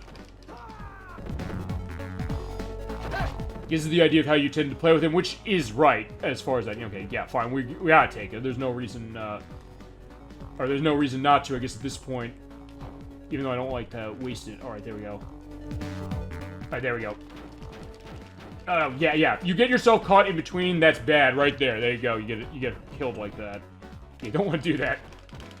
But if nothing else, I'm also showing you what not to do as far as it... But then again, here's the other thing. I could say, like, don't do this as far as playing, but sometimes it's not easy to do that, especially for something like this. It makes it much more satisfying when you get them all out of the way. Deal with Bongo again. Actually, I guess one thing I probably should check with Bongo, I mean... Well, getting burned, but... you know, just for the sake of it, and because I have all these lives, I'm gonna try something. Or, okay, dying again. I want to try and see if... Okay, no, it still hurts me. I was gonna say, because Axel has more power, does that mean that he will not get hurt when you throw a bongo? But alas, it does not. Which makes sense. Oh, I don't... Okay. Yeah, yeah, there you go. Although I don't know, and I'll find this out when we get to the other games of the series, if, like, the heavier characters, particularly Max and Dr. Zan in 3, are affected by that. I don't think they are, but I'll find out when we get to those games. Alright, that was a nice kick of the tray table there.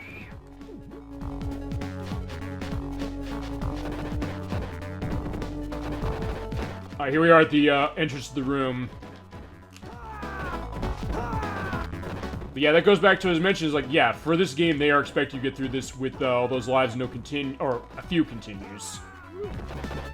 Which I'm not gonna say no, that's a wrong way of designing. For this game, I think it's fair. It's just that, yeah, it's just really difficult. So you have to bring your game to it, and clearly I can't do it.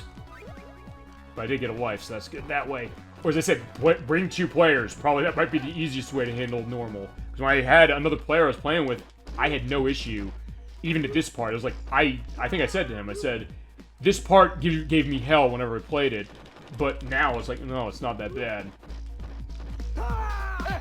Alright. Alright, here we go. Let's see how this takes. I mean, I'll tell you this, it even got to the point where, before I did this, I also wanted to look online, so like, am I doing something wrong as far as how to handle this fight? Basically what they're doing is they're timing the idea of when they come down on the ground to basically be there to punch them like that, or to grab them, but then again, grabbing them is risky because they can grab me too. Alright, like that. Yeah, if you could do that, and also recover from the flip, because I think you have less time to recover from that when they throw you. So that's the other difficulty. But again, as I mentioned, because Axel's more powerful, you're in a better shape, feasibly. I remember Power Rangers Super Nintendo. Right, yeah, you mentioned that with the movie game. I gotta get a copy of that still. I will get to that point, or get the other one, or get the... Actually, which one did you want to see? Would you want to see? Because I know we brought that up when we played Katamari Damacy, which was... We want to get some Power Rangers representation on this show. So I mentioned the ones of the Super Nintendo. Which one do you want to see? Do you want to see the first one, or do you want to see the movie one? The movie one costs a little more, but it's a little better. But I'd be down for either one. And as I mentioned also, is that I do want to do either one.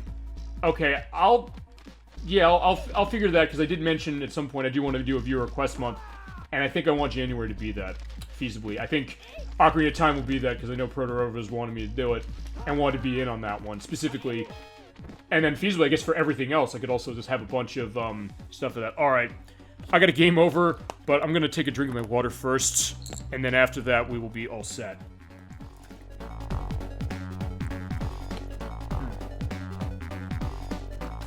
And you don't have to worry about that. Alright, so we're all, we're cab now. Alright, but there we go. There's our third continue. You do have 7 lives, so we'll see what's gonna go. Alright.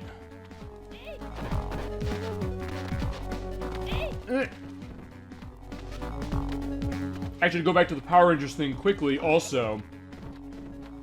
There are Power Rangers games on the Genesis, and actually one thing is that the first one's a fighting game. And from what I understand, it's not that great. The second one actually plays like Streets of Rage, interestingly enough. I've actually never played that one. It was also based on the movie, something different. At some point, maybe I should take a look at that one. But it's different than the one on the Super Nintendo, because I think Sega had the license for something specifically, and they had Ben Presto make those, whereas in the case of the Super Nintendo stuff, that was Bandai who was involved in that, before they were bought by Namco. But yeah, so that's an interesting thing to bring up at least, but I probably would start with the ones on Super Nintendo, because I played those. And then there's also the one on the Sega CD that, unfortunately, I don't think I can show that one, because I don't know if you ever played Mighty Morphin Power Rangers on Sega CD or you've seen it. It's literally, it's a QT, the entire game is a QTE. Like God of War, or Shenmue, Resident Evil 4, or something like that. Like those sections in that game. The whole game is that, and you're watching an episode of the television show over the button prompts, although the thing is that the button prompts don't necessarily match that, so actually it goes to the first episode of the show, which is also the reason I don't think I could get away with showing it, because they're like, they'll say, oh, you're showing the television show to people, you're not, and especially because Disney, you know, owns that license now, they're not gonna like that, but you have to hit that element of the buttons. Oh, you mean the real Streets of Rage 4? You're saying, Mighty Morphin Power Rangers movie on Genesis? I mean, I guess technically, I mean, I don't remember, I'll put an edit in the video on this if this is not the case. I don't think it was, Sega published it, but I don't think it was the same people who made Streets of Rage who made it. It plays a lot like Streets of Rage, though, from what I've noticed. I don't know if I'd say the music is as good, because it's not Yuzo Koshiro making it. He was busy with Beyond Oasis at the time. Oh, no!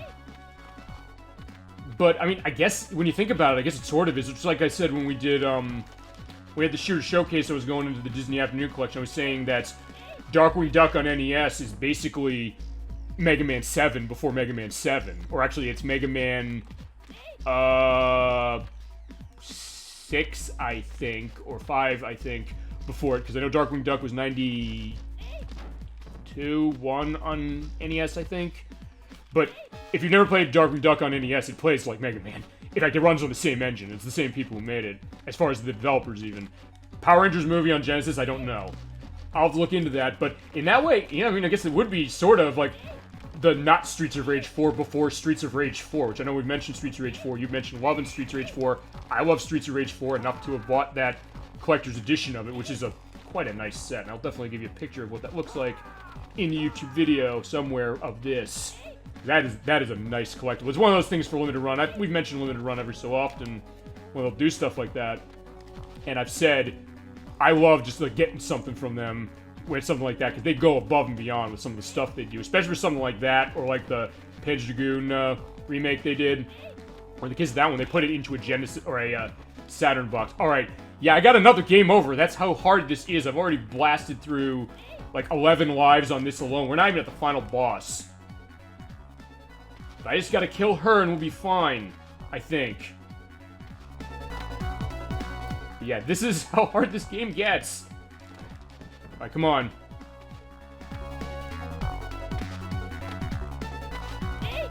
Ow. Triceratops! Oh, wait, oh, for a minute I heard that, I was like, wait a second, I heard the yell, I was like, wait a second, did she die? It's like, no, she doesn't make that noise when she dies. I make that noise when I die. But yeah, Triceratops, Mastodon, Saber-toothed Tiger, Tyrannosaurus! Yeah, we should do one of those. I definitely will pick up one of those for sure, and we'll go. But as I mentioned, we can't do the Sega CD edition because it's literally the television show. But they put the QT on top of it, but it follows the first episode. There's that part where they're in the desert. They're getting their ass kicked by the putties because they don't know who they are. And it's like, hey, this Zordon guy told us we have our powers to use. The button combination does not go to that way. Actually looks like Billy. Yeah, he kind of does. Yeah, you're right, he does. For Power Rangers, maybe that's... I don't know if that's the case. Maybe that's where they got the idea from, although with Power Rangers or Super Sentai, I think Super Sentai came before this game? I don't know. I know Power Rangers itself didn't. It was 2 years after. Ouch, yeah, I'm getting myself kicked. But if nothing else, it also goes to the idea of, yeah, this game is all about, you know, the girl's able to have, you know, martial arts skills and take me down, or if me take them down with Blaze as well. No! I just want to kill her and go on. See, Mr. X is giving me no problem compared to this. Yeah, that's definitely the case. Definitely an ouch game. No. Alright. Because I don't want to get a game over with all these lives. I mean, at that point, it's like, well, then I'll have to do that. Alright, come on. Get on the ground. Okay, I'm getting lucky with surviving the throws, but not surviving the kick. Alright, come on.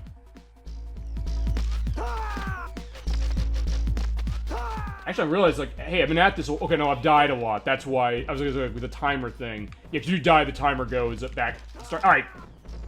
Yeah, enough's enough. We gotta end this. Yeah, I'm getting lucky with her just running into my fist, which doesn't happen often. So I'll take it when it happens.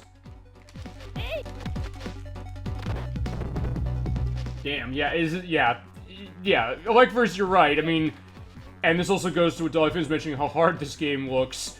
Yeah, it is hard, but as I said, maybe I'm just not very good at this one. Not that I'm, you know, whatever that, but maybe I'm just not being careful enough. But sometimes you just don't have a whole lot of an opening to get to anything, and if you try to get close, sometimes she'll grab you like that, and yeah, you have to be very specific to get out of that. And I'll say, I swear, the timing for the throw dodge is tighter when it comes to that throw. Jeez, quit moving around. Yeah, Star Fox 64, that goes to that. Or, okay, I don't have this, I don't have this, it's gonna come up next. Hold still and let me shoot you. But I don't have a gun. Yeah, we're not using guns. See, it's funny, that Axel, Blaze, and Adam are ex-police officers for this game, but yeah, it's like, we're not using guns, we're just going around fighting with our fists. Alright, come on, we almost have her. I think. Yeah, sometimes she'll jump on a different plane, so that's what makes it really hard. But in that case, it also makes the discussion go well. Ew! Come on. Yeah, because she also jumps to different planes, which you can, I think, kind of, you know, yeah, you know, not really. Alright, I'm getting lucky for that at least, but I need to get another hit on her. Yeah, this is, yeah, you're seeing this full force. This is why I practice this part of the game. Well, okay, I practice the whole game. It makes content. Yeah, it does. Absolutely. And that is good. And it also makes it less boring to, you know, watch the same thing happen. Finally got her. All right. Yeah. Yeah, punch through the door. All right, let me explain something here. This is Mr. X. Here is the final boss of this game. Well, you found your way here. Would you consider becoming my right-hand man?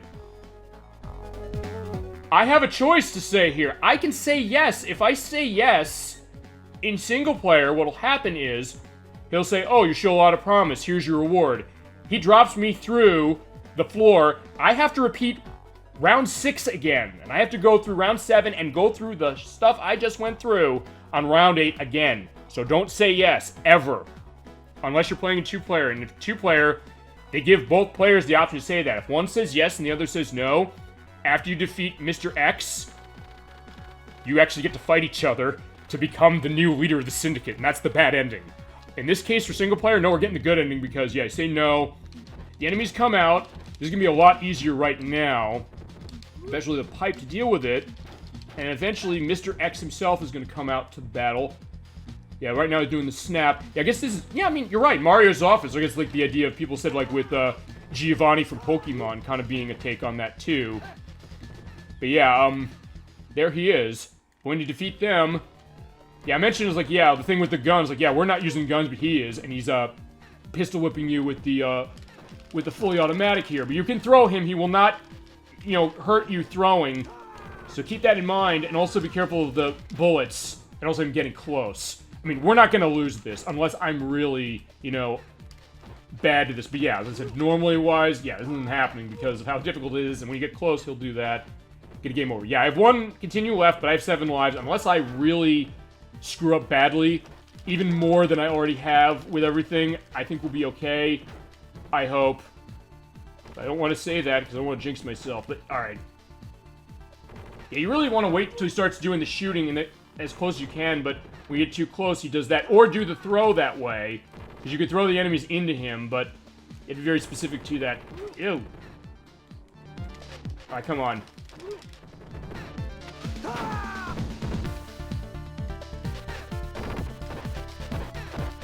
Yeah, I don't know if I could really stun lock him the way I did with the other enemies, but... Alright, there you go. Yeah, we almost got him. Yeah, I think we'll be okay with this, thankfully. Ow. You almost got him. Got him. Alright, there you go. He's down in a blaze of bullets, feasibly. Alright, we got him, not legitimately, because I had to use a code to get back here. And even then, I blasted through, 16 lives to do it. Actually, 17, because I think I picked up an extra one, or got an extra one off the points. At the end of it, you do get a point bonus from all of the players you had left. There we go. Alright. So we're done. That is the end of Streets of Rage for the Sega Genesis. Or the Sega CD in this case. It's hard. I will not lie to you on that one.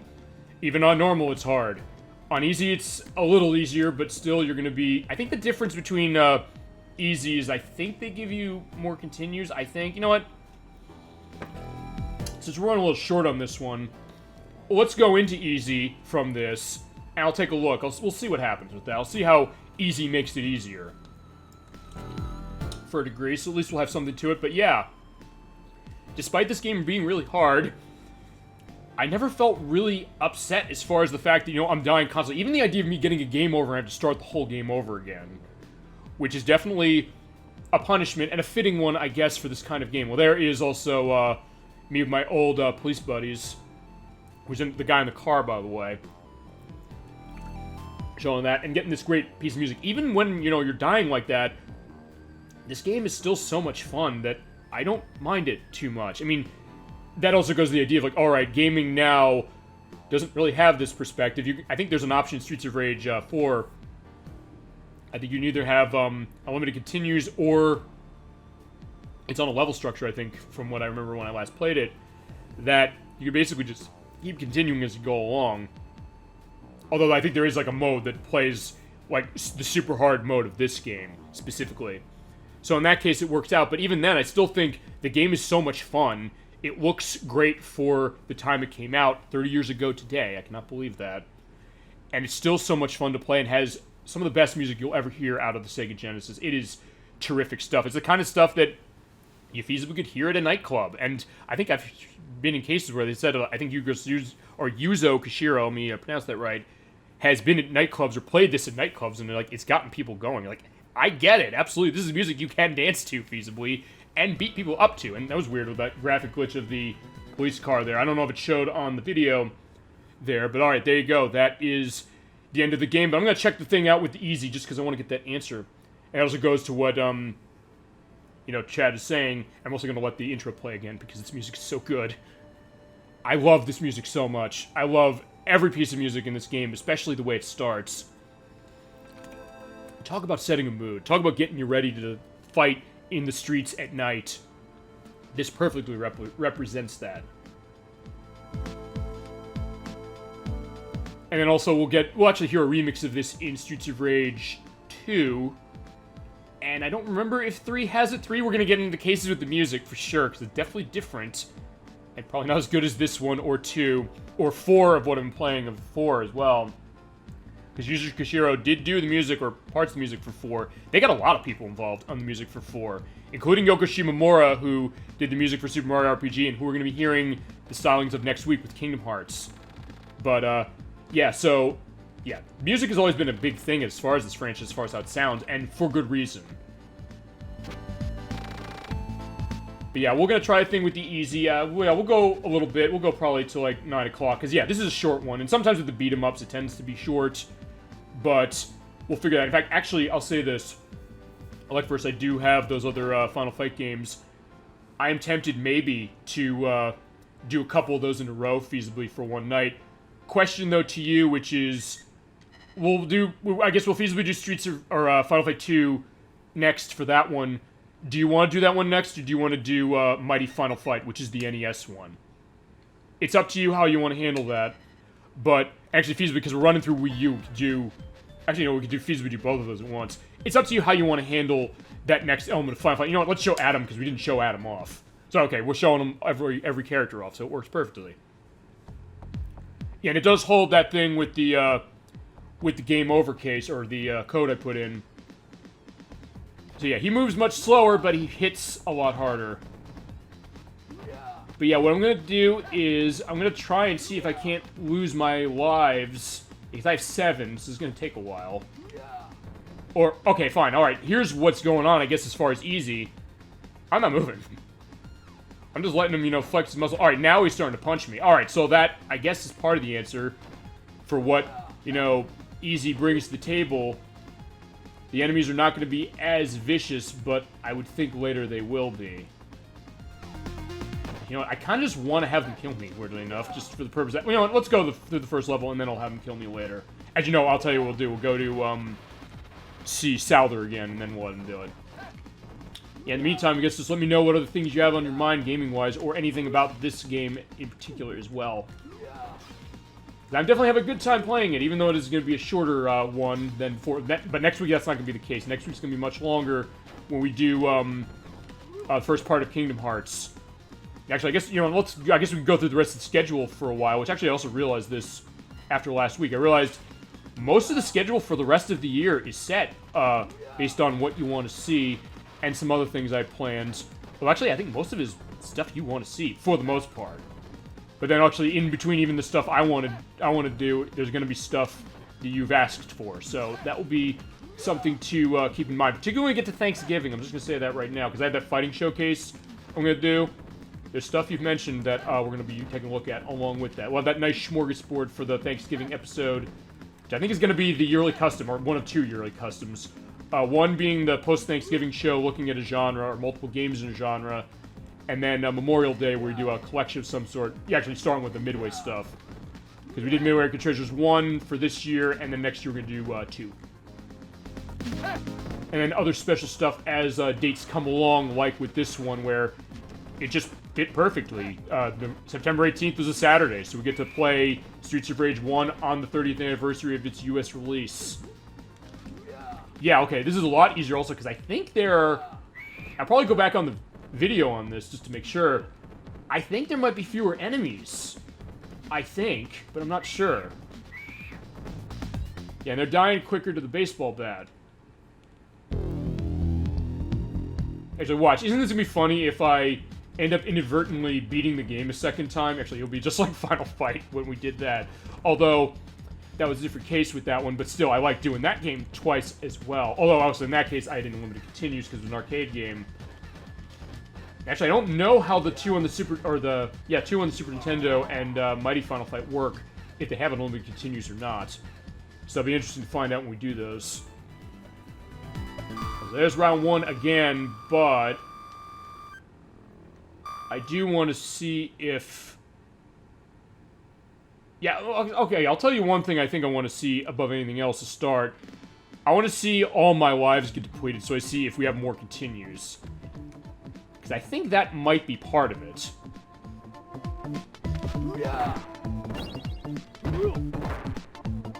Actually, here's another thing I guess we'll test.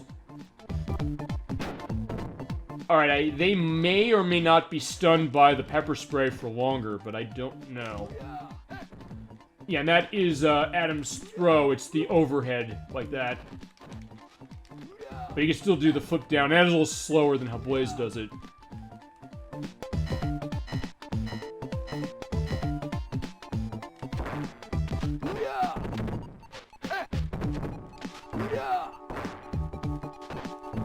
And also see some of the nice details in the background. I didn't mention this when we played this stage the first time. Oh, was it that? Oh, yeah, the flyers in the background, they do kind of flap in the wind. Yeah, right there. So it's a little thing, admittingly. You kind of have to look for it, but it is a nice touch, and it does show that people who made this game clearly had a passion for what they were doing and for making this a great beat-em-up. I guess competing with Capcom with Final Fight, which actually at this point, yeah, it was Final Fight 1, and 2 wasn't out yet, Mighty Final Fight wasn't out yet, and 3 wasn't out yet either. So yeah, they had that to compare against, feasibly. I guess what other things Sega had, beat-em-ups like Golden Axe, and... is there another beat-em-up Sega's from that era that I'm forgetting? I mean, familiar with the beat-em-up stuff of Sega's from, like, 1989 to 1991. I always think of Golden Axe and Streets of Rage. As I mentioned, if you're going to be playing Streets of Rage, you probably don't want to play... or not Streets of Rage. If you're playing Golden Axe, this collection's version... Oh, I got 9 lives. I didn't even notice I had that many. Oh, right, because I got the pickup, and then I got the health. But, yeah, if you're going to be playing Golden Axe, you probably don't want to play it on this one, because it's single-player only, for some reason. And yet, this one is 2-player in this collection. I don't understand why that is. Although, from what I understand also is that... Or not from what I understand, what I know. They did upgrade the sounds for the other games, too, to selective degrees, Whereas in this case, it's the same music as the Genesis game, but the enhanced voices. In the case of Golden Axe, it's the soundtrack or the music of the arcade version, and some of the voice clips, except for, like, 1 or 2. Columns had the title screen music from the arcade, I think. And then, it was voice thing like this one with, Revenge of Shinobi. Although Revenge of Shinobi, you know, I may as well go into this, because I mentioned this earlier. The Revenge of Shinobi on this is the version that has Spider-Man in it. Because Sega did have the licensing for Spider-Man, as opposed to when they first made the game, and they put Spider-Man and Batman and Godzilla and the Terminator in it without paying for the licenses. And then when those companies sued them, they took them out. But then when they got the Spider-Man license, they put Spider-Man back in. So this version has Spider-Man in it. I don't, because here's the thing, I have a copy of Revenge of Shinobi. I keep saying Streets of Rage. Well, we're playing Streets of Rage. I have a copy of Revenge of Shinobi on Genesis itself, and I also have it in this collection, and also in the Sega Smash Pack Volume 1 on the Dreamcast, which is horrible. We're gonna have a night to show that off, although in that case it'll also be when we do Virtua Cop 2, because that's the best thing in it. Well, one of the best things anyway. But yeah, that version does have Spider-Man in it as well, despite that being 2001 when that came out. You know what? Yeah, let Souther slice me to death while I tell this. I'll have to find out what revision of Revenge of Shinobi I have as far as my Genesis cartridge is concerned. Yeah, also he's not fighting from the grab. I don't think. Okay, so that's the difference then, or one of the differences. He's not fighting for the grab. You know, let me kill this guy quickly. I want to see this. Yeah, you're right, Alec, versus creating content just to get a sense of how this game is working. And hey, we're doing a 30th anniversary celebration of this game. We damn well better show off everything about it we can. And go into every aspect of it that we can. Alright, no, stop. I guess the only other thing, feasibly, as I said, aside from that Mighty Morphin Power Rangers movie game, which is the official, not official... Yeah. He's not breaking out.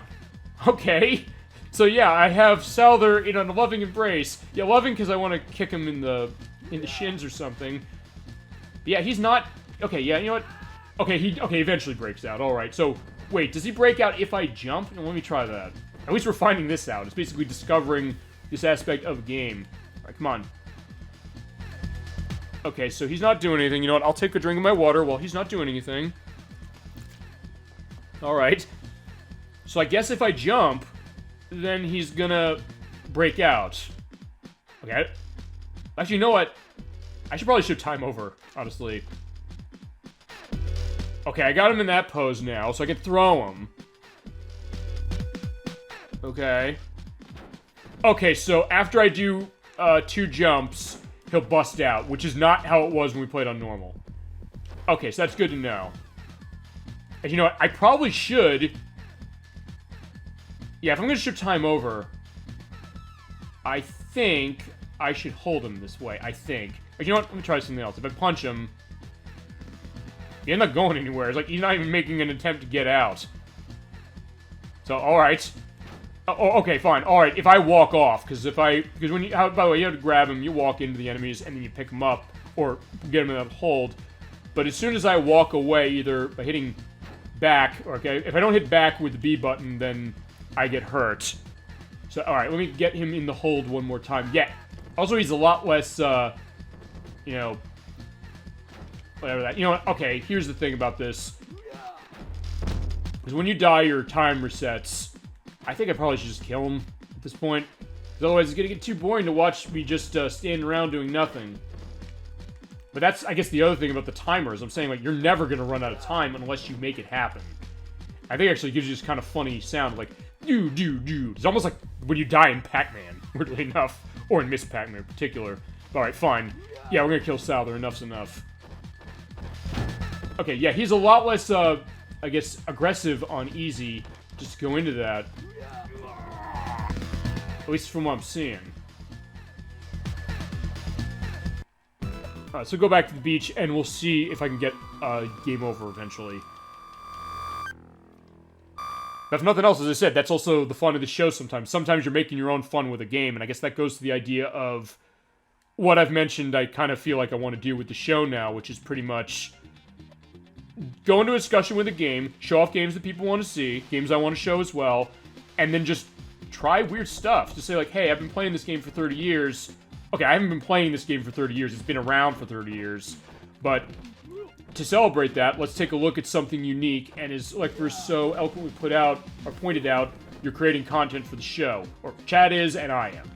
Or I am based on what chat wants to see, or what I'm saying like, hey, let me do this, because it goes to a question somebody had. I guess we also get to enjoy the atmosphere still more, and the music. Which honestly, I guess in that case, I've kind of maybe run out of things to say on this game, weirdly enough. Well, because we've beaten it already. But now I'm just like, well, let's just see what's happening here. Or see behind that billboard. So yeah, and that's the other thing about the game's graphics. It's like, you notice all these little things to it. Right. Actually, you know what? Actually, Abadede will be perfect to get myself killed on. Oh. Or she'd slow down, as I mentioned, which is not in any other releases, which I also mentioned, but yeah, I'm repeating myself now, specifically. Or to quote the great Mark Twain, but now I'm repeating myself. But alright, yeah, let's knife these guys. If nothing else, we are given the full show of Streets of Rage, because this game deserves it. You know what, I'll go into this. I've mentioned sometimes I'll do a special, you know, anniversary show for a game when it falls on the day, or when I can get a lineup to it close enough, like we did with Pile Wings a few weeks ago, like we did Sonic the Hedgehog a few months ago. When I have a case like this, I do want to show that and go into what my memories of it are, and also hear all of yours, and I'm liking the fact that I'm hearing what those are, and that they're giving me nice insights of how you played this game, or what you're thinking about what you're seeing. Or both, perhaps. Whoa! Yeah, okay, so they will still throw me, and yeah, numbers, I guess they're still hurting. You know what? That's another thing, feasible. When we stand in... Okay, yeah, the Y signals are still gonna hurt me. And the Y does stand for something, I'm just trying to remember what it is. I never played this. Okay. I don't know what your proficiency, Dollyfin, is with beat-em-ups games, what your proficiency with beat-em-ups is. But yeah, it is a good one. I mean, it is a decent one to start, although I will say this, maybe for difficulty's sake, you might want to start with 4, which is the one that came out. Also, because 4 is a little more readily available. Well, a little more. I mean, all these games are pretty readily available. Just learning and watching. Yeah, alright, I'm glad that you're liking what you're seeing, and that you're giving your input on what you're seeing, coming from a perspective of not playing it. And I like that too. It's the kind of thing that I sometimes say, like, hey, I'll show a game off that either I don't think is represented, or the chat's saying they want to see represented. Yeah, Abadede just ran in my arms. Yeah, but you know what? I'll let him punch me in the face, because this is going to hurt bad. Or, how bad is it hurting? Okay, he doesn't do as much damage. Alright, so easy is showing that the enemies don't do as much damage, and the life thing was also because I had the code still input. But yeah, it is interesting you said that, as far as, like, coming to a game like that new, and what are you thinking as far as it, and what do you think as far as the genre, and also availability, because I know that's come up as well a couple times. For a game like this, sometimes, and it's funny you mentioned, or the funny that we're bringing that up again, because Hideki Kamiya, who is the head of Platinum Games, who made Bayonetta and Vanquish, and would go on, or actually he came from from Capcom, Clover specifically. He worked on Okami and Beautiful Joe and God Hand, and he said something this week that was very interesting, which was exactly what sometimes we've said on this show, which is that when it comes to retro games, sometimes the idea is that they're not always easily accessible. In the case of this game, this is on a bunch of collections. There's collections on the PS3, the Xbox 360, the Switch, the Xbox One, the PC, that have this and all the other games in the series, and the new one, the 4th one that came out last year, is on everything. But you don't always get that case where games are easily accessible to people, even pricing-wise. Alright, fine, I killed him, but that's fine. Because I have only 1 life left, so we can see what happens with the continue case. But he was mentioning that, saying like, hey, games should be easier to access to everybody, and I agree with that, but it also is something that, and I was talking to people about this just today, actually, the thought of, that's an easy thing to say, of how do we get people to be, who want to come to a game, say like, hey, I'm seeing a game or hearing of a game from, like, a while ago, or just something new that maybe isn't readily available, it's not made anymore, or something like that. How do I want to play this, but then sometimes you go on eBay, you go on Amazon Marketplace or somewhere, and realize that's the only way I can get this, number one. Number two, it might cost a fortune. In the case of Streets of Rage, as far as its original releases, they generally don't cost a fortune. I mean, on the Genesis, it costs about 30, 40, I think. Although Streets of Rage 3 costs a pretty decent amount. Like, I'm seeing it for like $80, $90. So in that case, when it's gotten re-released, that's kind of a benefit to people. Even me, because like, hey, I can say that I've been playing this game for a decent amount of time, but I wasn't, okay, fine. Continues, you still have the same number. Alright, so what Easy does, to give you an answer, Dolly Fincher was asking at the beginning of the show, it makes the enemies not hurt as much. I don't think you have as many enemies on screen. So, there's that. But yeah, so, to go back to that, yeah, sometimes that makes it an interesting case, because as I said, this game's been around 30 years. I haven't been playing it 30 years, though. So, in that case, it kind of becomes a case of what's my experience outside of that. And also, if in your case, saying like, hey, I've never played this, saying like, this looks interesting, it looks hard, or whatever it might be.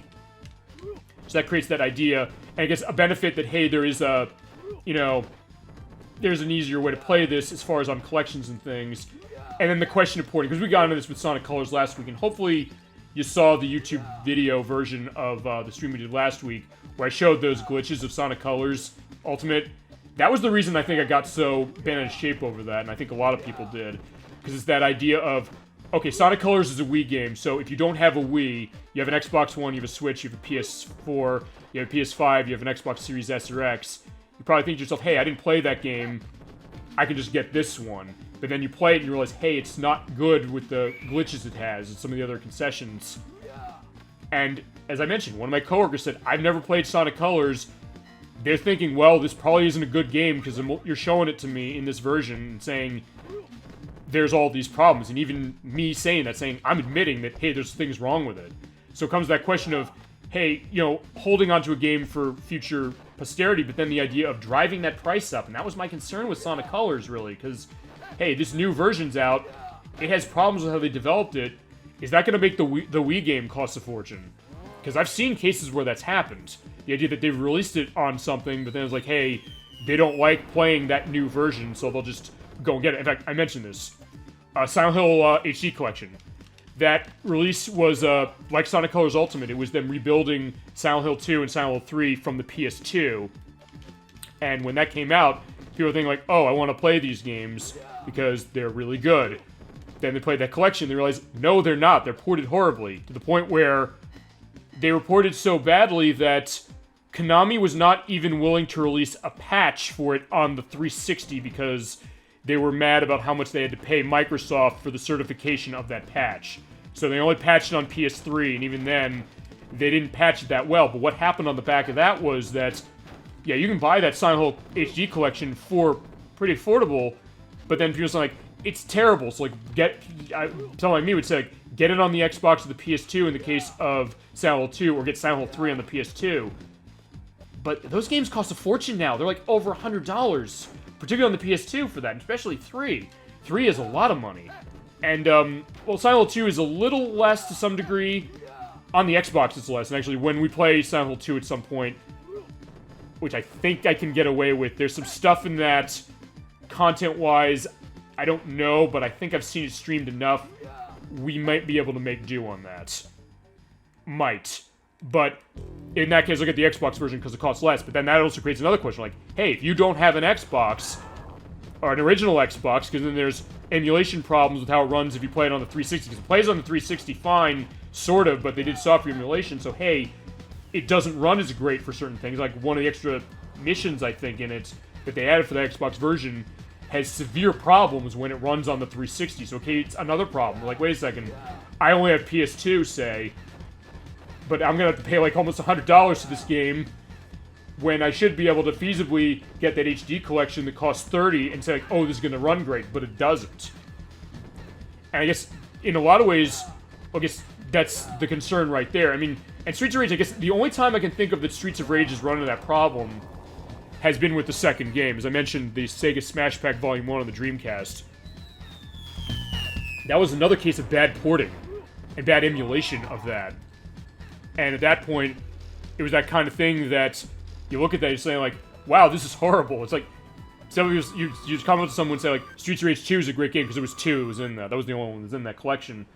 And they play that, and so like, really? It's ported horribly. The sound's awful. It seems like it's slowing down a lot. I mean, admittedly, this one's slowing down too, but that's kind of what that can create. I mean, maybe that's what Hideki Kamiya was getting at, as far as that, and the idea of, like, preserving a classic. And, I mean, sometimes that comes to the companies, because I mentioned before, Sonic Colors is a game they don't have the source code for. Silent Hill 2 and 3 are games they don't have the source code for anymore. So that idea of, like, hey, from a developing perspective, you know, save your code, number one. Number two, if it's something older than that, how can they do the rebuild of it when they have to do that? And that was where I mentioned the Okami revamp that came out. That was totally rebuilt. We do Kingdom Hearts next week. We're playing that through a version that was totally rebuilt because they don't have the source code of it on the PS2, but they developed it for the PS3, PS4, Xbox One, and PC, and it's great. And I have it on the PS2, so I can compare it to it. In fact, it's better on the HD version than it is on the PS2, even. So, because of some of the stuff they add. So at that point, it's like, that's the kind of thing. Like, if they're going to re-release it, make sure it's either straight feasibly, or that it's, or straight port anyway, or make sure that it runs well if you're going to be enhancing it. I think, but in a lot of ways, we're in a better case with that, but then it makes a case like Sonic Colors Ultimate or Silent Hill HD Collection that much more of a offense, because you think, like, well, wait a minute, they should be able to feasibly do this with other examples. And I mentioned with the people who did the Sonic Colors Ultimate release, they did that with all three of the Mass Effect games earlier this year, and they were good, from what I understand. I mean, the redos of them. So that becomes the other question to it, and I mean, that's kind of, I guess, where I'm coming from as far as, like, the classic gaming thing. It's like, look, I have stuff that I'm holding on to, but some of that stuff costs a lot of money now, and they might not have re-released it. But then sometimes I'll have stuff that I have that they haven't re-released that you can get affordably. So it becomes that challenge, and also that idea of, I think this is what Kamiya was getting at, that barrier to entry of gaming in general, but also access to gaming, and that's what we mentioned with the Virtual Console last week, which I guess Nintendo did do a really good thing with that, to be able to make that something that you could get access to some of these games before they shut the store down, of course. And even though, like, you can make the case that, okay, it might be overpriced to get a bunch of games on that, compared to, like, a collection has, like, a bunch of games into, like, the Sega stuff, honestly. But, hey, at least there's some perspective to that, so you can have a way to play it, and I guess hold on to it in my case. I think I was telling someone, like, hey, I did Sonic 2 8-bit, which you can't buy on the Wii anymore that way. He said, can you back that up? I was like, yeah, kind of. I guess you kind of can, as far as that, with the Wii. It's a little different as far as the Wii. Honestly, with the Wii, you kind of have... It's basically now the fact that everything's turned off. It's basically jailbroken, so at that point, pretty much... I hate to say it this way, but hack it because, well, alright, I bought the stuff I have, so say something happens with my Wii.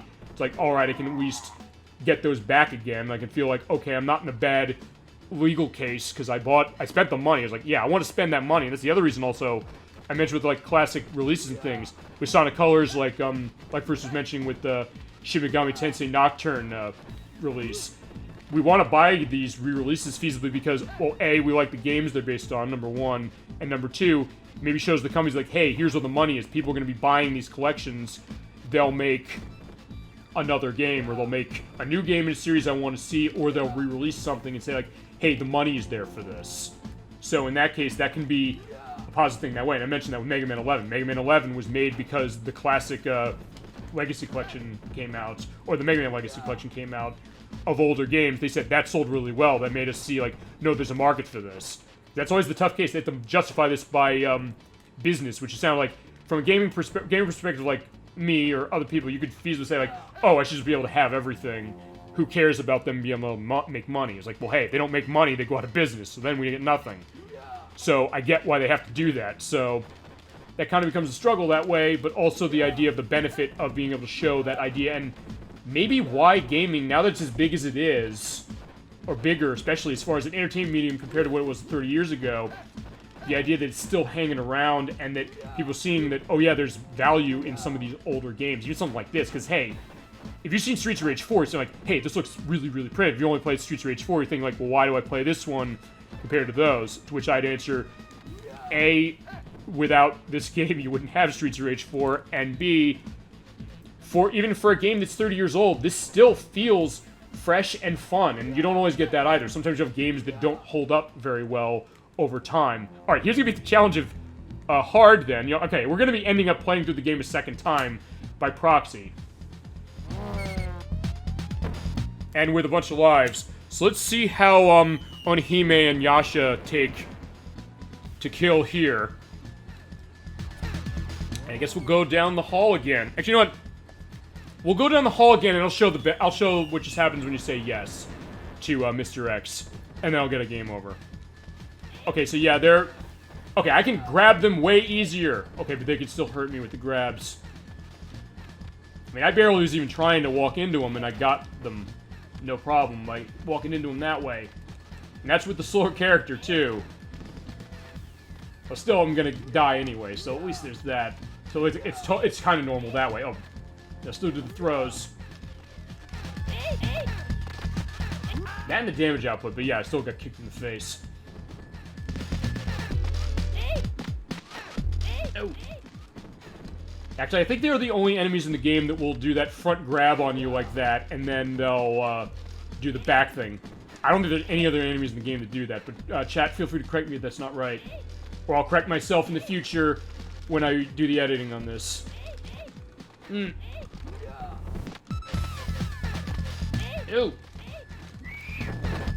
Yeah, I guess this is a lot easier because I'm not struggling as much as I did before.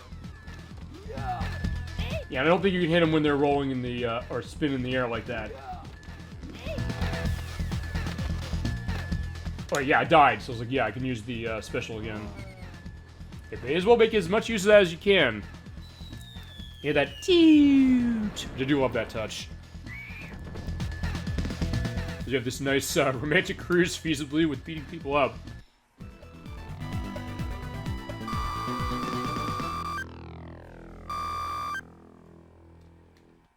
Alright.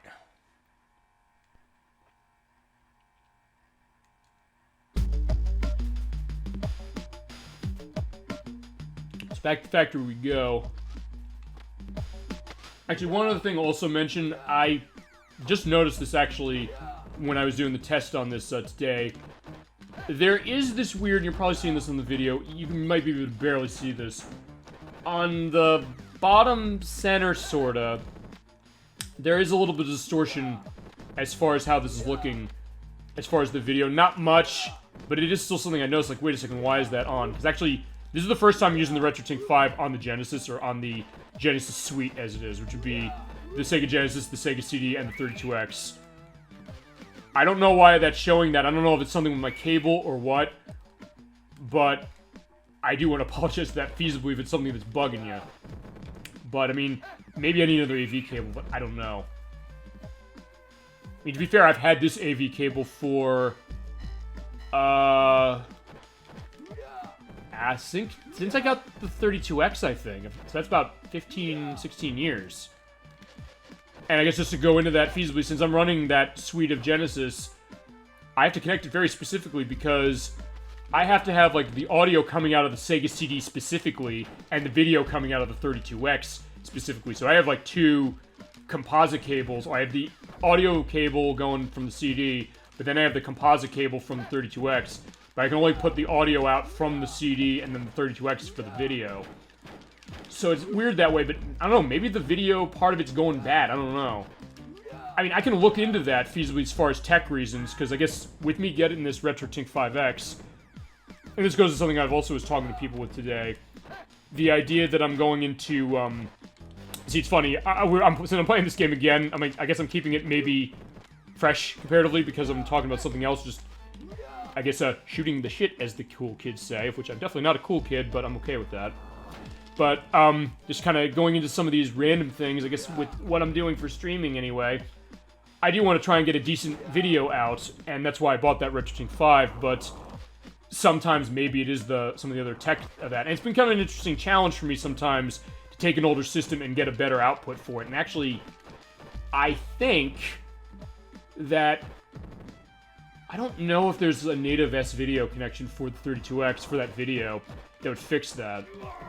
Maybe. I could take a look into that, because actually I did do that with Saturn. So actually, when we start doing stuff with Saturn, which is going to be in November, with the SuperOldGameSaturday entry for that month, which will be Sonic 3D Blast, I do have an S-video cable for that, so that will look really nice.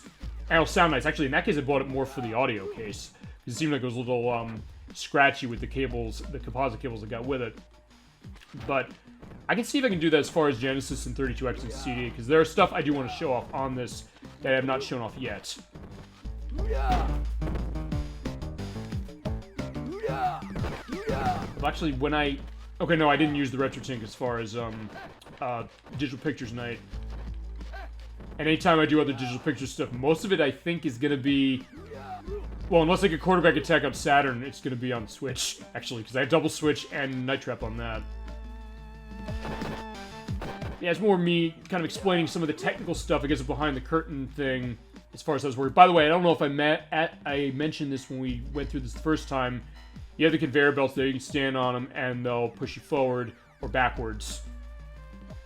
So yeah, they are varying things up to a degree so that the levels do have a unique sense of mechanics to them, and also the personality of the fact that, hey, I'm in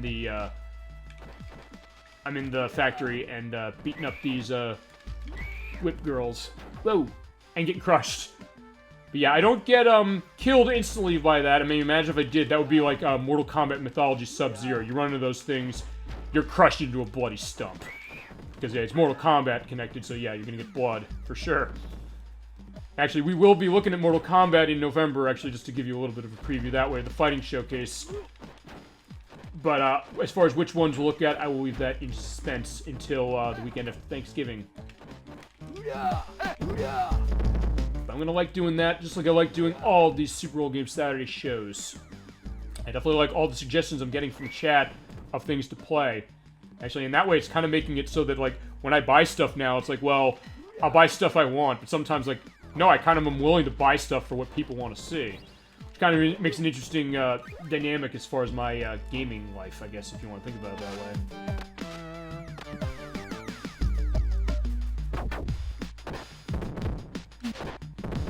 Alright, in the meantime, we can just use the pipe and get through this feasibly quickly. Yeah, so I guess, alright, I guess we're gonna do exactly what we did with Final Fight, which is play it twice. But that's also what happens usually with beat-em-ups. Beat-em-ups usually are not that long, as far as in length. Sometimes they're a little longer, depending on how they're set up. Because I know a lot of the ones that kind of go in RPG directions, like Scott Pilgrim vs. the World, and I guess maybe Streets Rage 4 to a certain degree, they do have a little more going on as far as how they run. Although then again, that goes back to the genre a little bit. We talked about this when we've done beat-em-ups before for this channel. It usually is more about, you know, getting you to put quarters in the machine to complete it, although this is a console game, so you didn't have that case going on. Oh, we got the Salvos coming up. Again. Yeah, I get the sense there are fewer enemies, and they also don't move as fast on easy. So at least I'm learning that perspective, too. And they don't take as much damage to kill, that I do know, too. Come on, let's do it.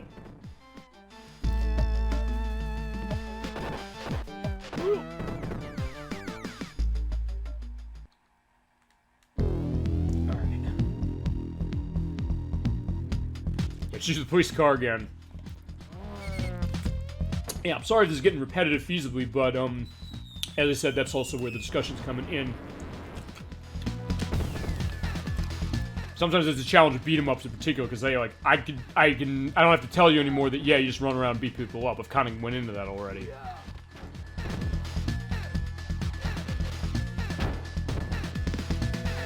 So even on easy, yeah, this is still, a little more challenging. Actually, yeah, let's see. Okay, maybe not, I guess, or maybe because I'm Adam, because Adam hits harder, that I do know. Actually, can I stun lock these guys? Let me try that. Well, okay, I did that, but I guess I kind of can.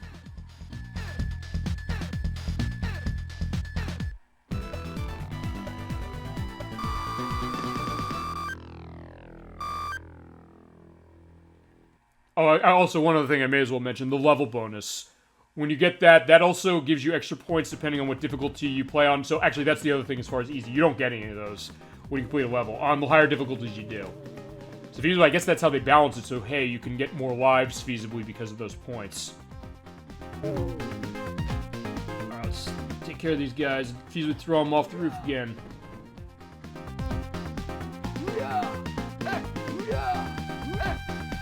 There you go, they're just all gonna go off.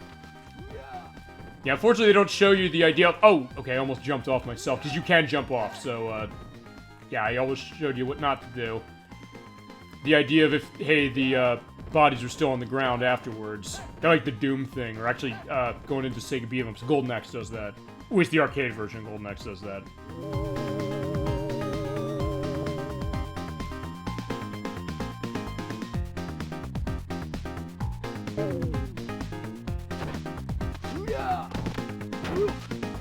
Okay, yeah, they still hurt even on easy, so...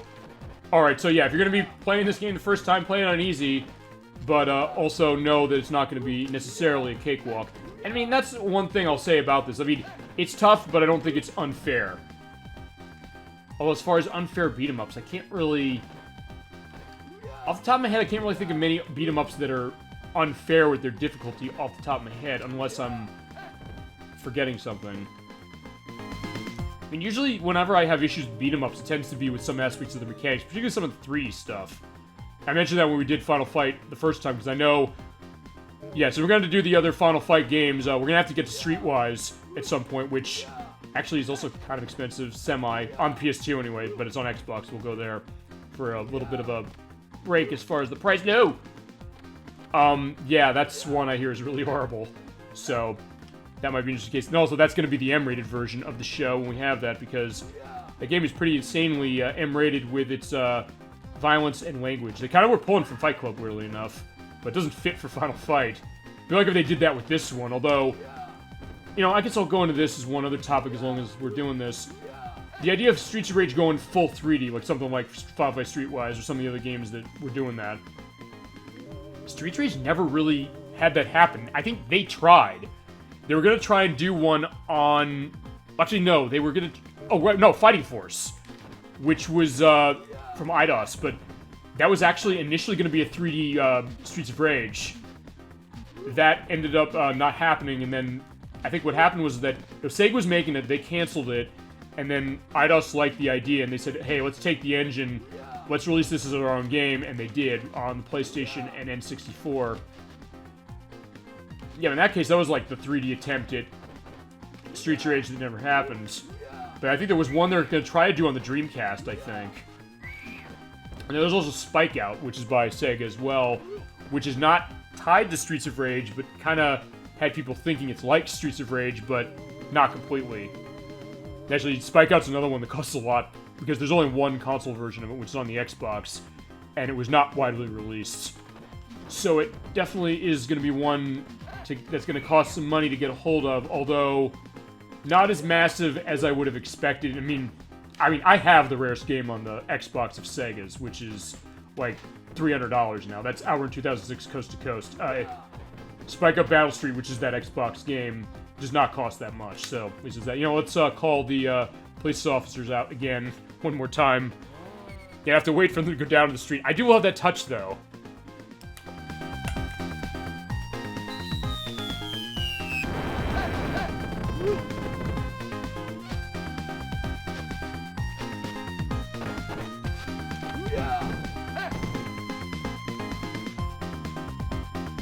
Alright, round 8 again. Actually, okay, I lied. We're not going to beat the game again because I'm going to show you what happens when you say yes to Mr. X. And show you why you never say yes to Mr. X unless you're playing a 2-player and the other player says no. Actually, I guess that's the one thing I'm not going to be able to show off, the bad ending. But, that's fine.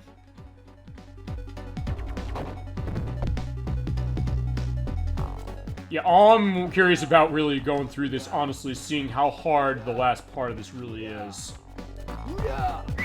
Basically that room before Mr. X, which destroyed me last time.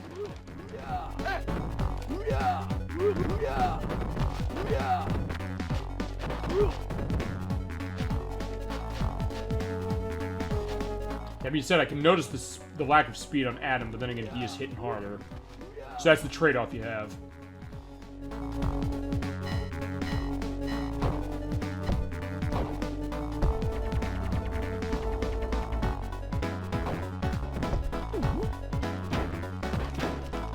So yeah, even in this case already, they are coming a little faster, so it's still a bit harder, or a bit harder than as normal, or almost as hard as normal, I should say.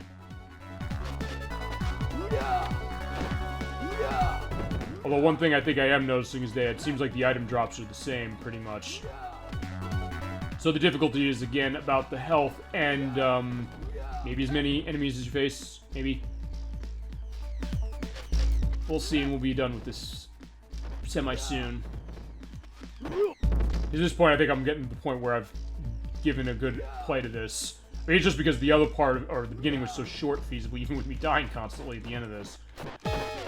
But I think at that point, then we'll have the long plays for the next couple weeks, which, you know, as long as we're making the walk again, I'll go into what that's going to be. Next week is going to be Kingdom Hearts. We're going to start that as the next RPG for the channel. I'm definitely looking forward to playing that on Like vs. recommendation, and again, thank you, Like vs. for that suggestion. Week after that, we're going to be playing Kirby 64, the Crystal Shards for the Nintendo 64. I'm going to be doing that 100% as far as how we're running that, so that'll also be kind of long, sort of. Not super long, but long enough. Longer than this, for sure. The week after that, we're going to be doing the next Super Sonic Game Saturday entry, which is going to be Sonic the Hedgehog 3 and Knuckles as Knuckles, so that'll be the way we're going to play it for that. But that also lets us come back to it for the other method of playing. And also, just to remind for that, for the Super Sonic Game Saturday thing, December is your choice, audience, so whatever you want to see for December, let me know and we'll do it. You got 2 months, or 3 months almost actually at this point, to make a choice on that, so yeah, just let me know what you think, and we'll do that one then. And then the week after that, Dolly Finn, we're doing your game, doing Luigi's Mansion for GameCube, we're starting that. And then Fatal Frame for PlayStation 2, finishing that off at the end of the month, or end of October. As I mentioned, I was looking at the scheduling as far as all this stuff. It seems like, yeah, all the games that I want to cover, that chat wants me to cover, are going to be set for the rest of the year. So actually it's going to be into next year that the plans are going to be made. But January, I think I'm going to say, is going to be viewer request pretty much entirely, including probably the fact that we'll still probably be doing Kingdom Hearts by that point. Yeah, at that point, we'll be at part 5 of Kingdom Hearts, I think. And we'll still be going with that, because it's long enough that, yeah, we'll still be at that point, I think. Because I think that's like a 40, 45-hour game, so I just got to cover a little bit of time before we go to the next RPG after that.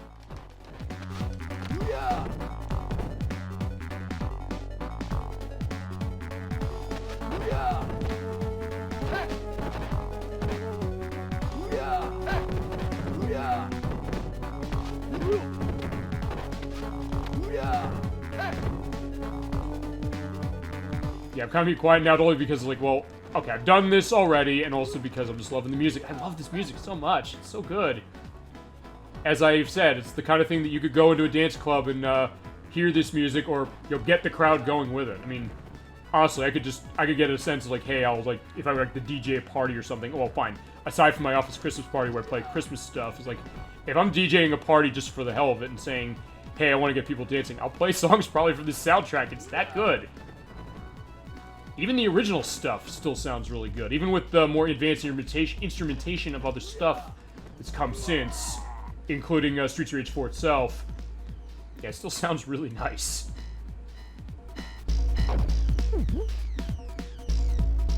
And you know, I'm also going to try one other thing. I'm going to keep running. Guys, that's the one thing I probably should have mentioned early on. Okay, this is one thing I didn't talk about. For a beat-em-up, usually you're pretty much walking ahead until you can't walk anymore, and then you have to defeat everything, and then you can keep going. Yeah, most of the time I've just been kind of just stopping as soon as I see enemies. But in this case, like, no, I'm just walking to the end. Ow.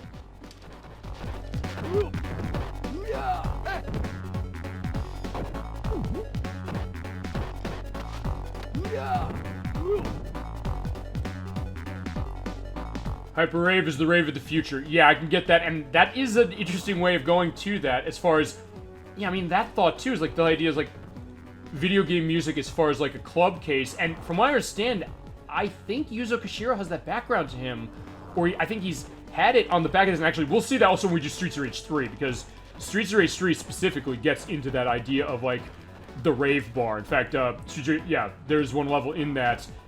It's gonna be a little bit of a color explosion when we get to doing that, because there's a lot of flashing light stuff going on with that. Just because of how it's designed. Not that it's like, oh, unsafe necessarily, but it's like, well, yeah. It does sound more like a element referring to Totally Spies. Yeah, okay. Actually, I think there's a game based on that. Now think about that. I remember seeing bits and pieces of that show, sorta. And thank you for bringing that up, because again, it gives me something unique to talk about without, you know, feeling like I'm boring you guys to death. Guys and gals to death, depending on what that might be. But, yeah, in that case, alright, so thank you for letting me know as far as that. I think I'd seen it once. I was okay to it, but I think maybe it came maybe a little after my time, to a certain extent. So at that point, it's like, well, alright, maybe that was why not. But I think there is a game based on that. Actually, no, that might be an idea, because you mentioned, in fact, here's an idea, as far as, yeah, maybe that's what I should do as far as, like, next month, or next year, since I don't have the Sonic thing, I'm gonna be doing, you know, every month again. We can come back to Sonic, of course. Don't think, no, we're not coming back to Sonic again after this year. Yeah, absolutely not. We're gonna be playing every game in that franchise, I guarantee you that. I think I should just do, like, maybe theme months, except for some of the games are gonna be running, you know, at the same time, or running for multiple months, like Zelda and the RPGs. So in that case, you know, maybe that might be an idea. If we're getting viewer request month for January, maybe licensed game stuff for February. That would fit still with Kingdom Hearts, because we have you know, Kingdom Hearts going with that still, because Kingdom Hearts is a licensed game technically, as far as, you know, the Disney themes and stuff. So yeah, that might be an idea. I'll just see what. Because I think there is a Totally Spies game, but I don't know what it was on. I think there's one on the DS, and the streaming of DS is going to be a big question mark still. I don't know how I'm going to be able to find a capture device for those things, because those things are really hard to find and really expensive when you find them. More than the Retro Tink, honestly, for that. So I don't know how that will work, but if I can find something that's on a system, we could, again, just do licensed games. As far as that. And I can figure that out as well. I could do that with Power Rangers, vis-a-vis. So I'll see to that as well, because I don't know if you played games based on this or if there are any. Maybe I'm wrong. Maybe I'm just talking out the sides of my mouth or something, or speaking out of both sides of my mouth, saying like, oh no, you're talking about something different. Is there a game based on that? Because that's basically, I guess, what I've been saying whenever that's come up. It's like, oh yeah, this is a reference to something, let's do a game based on this, because usually there's a game based on pretty much everything. Ooh. Yeah, but still, they're giving me still a lot of trouble, so this is going to be... So it's not going to be changing that much. Okay, I guess with Adam, I can still hit him out of the... With Adam, I guess I'm having better luck hitting him with a kick out of the sky. Or out of the air, anyway. Ow.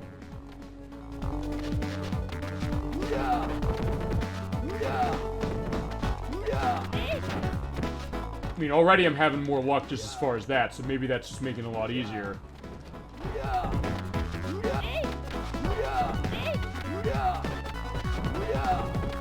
Actually, I kind of want to beat them without losing this life yet, because then that'll make it easy to end the show the way I want to end it. Yeah, okay, this is way easier because I'm killing them way quicker. Although, I don't know how much of that's just going to be because I'm Adam, but whatever. I guess it's Adam getting his, you know, future revenge of the fact that we don't see him playable in the game again until Street Series 4. But alright, we got him. Yeah, that was way easier.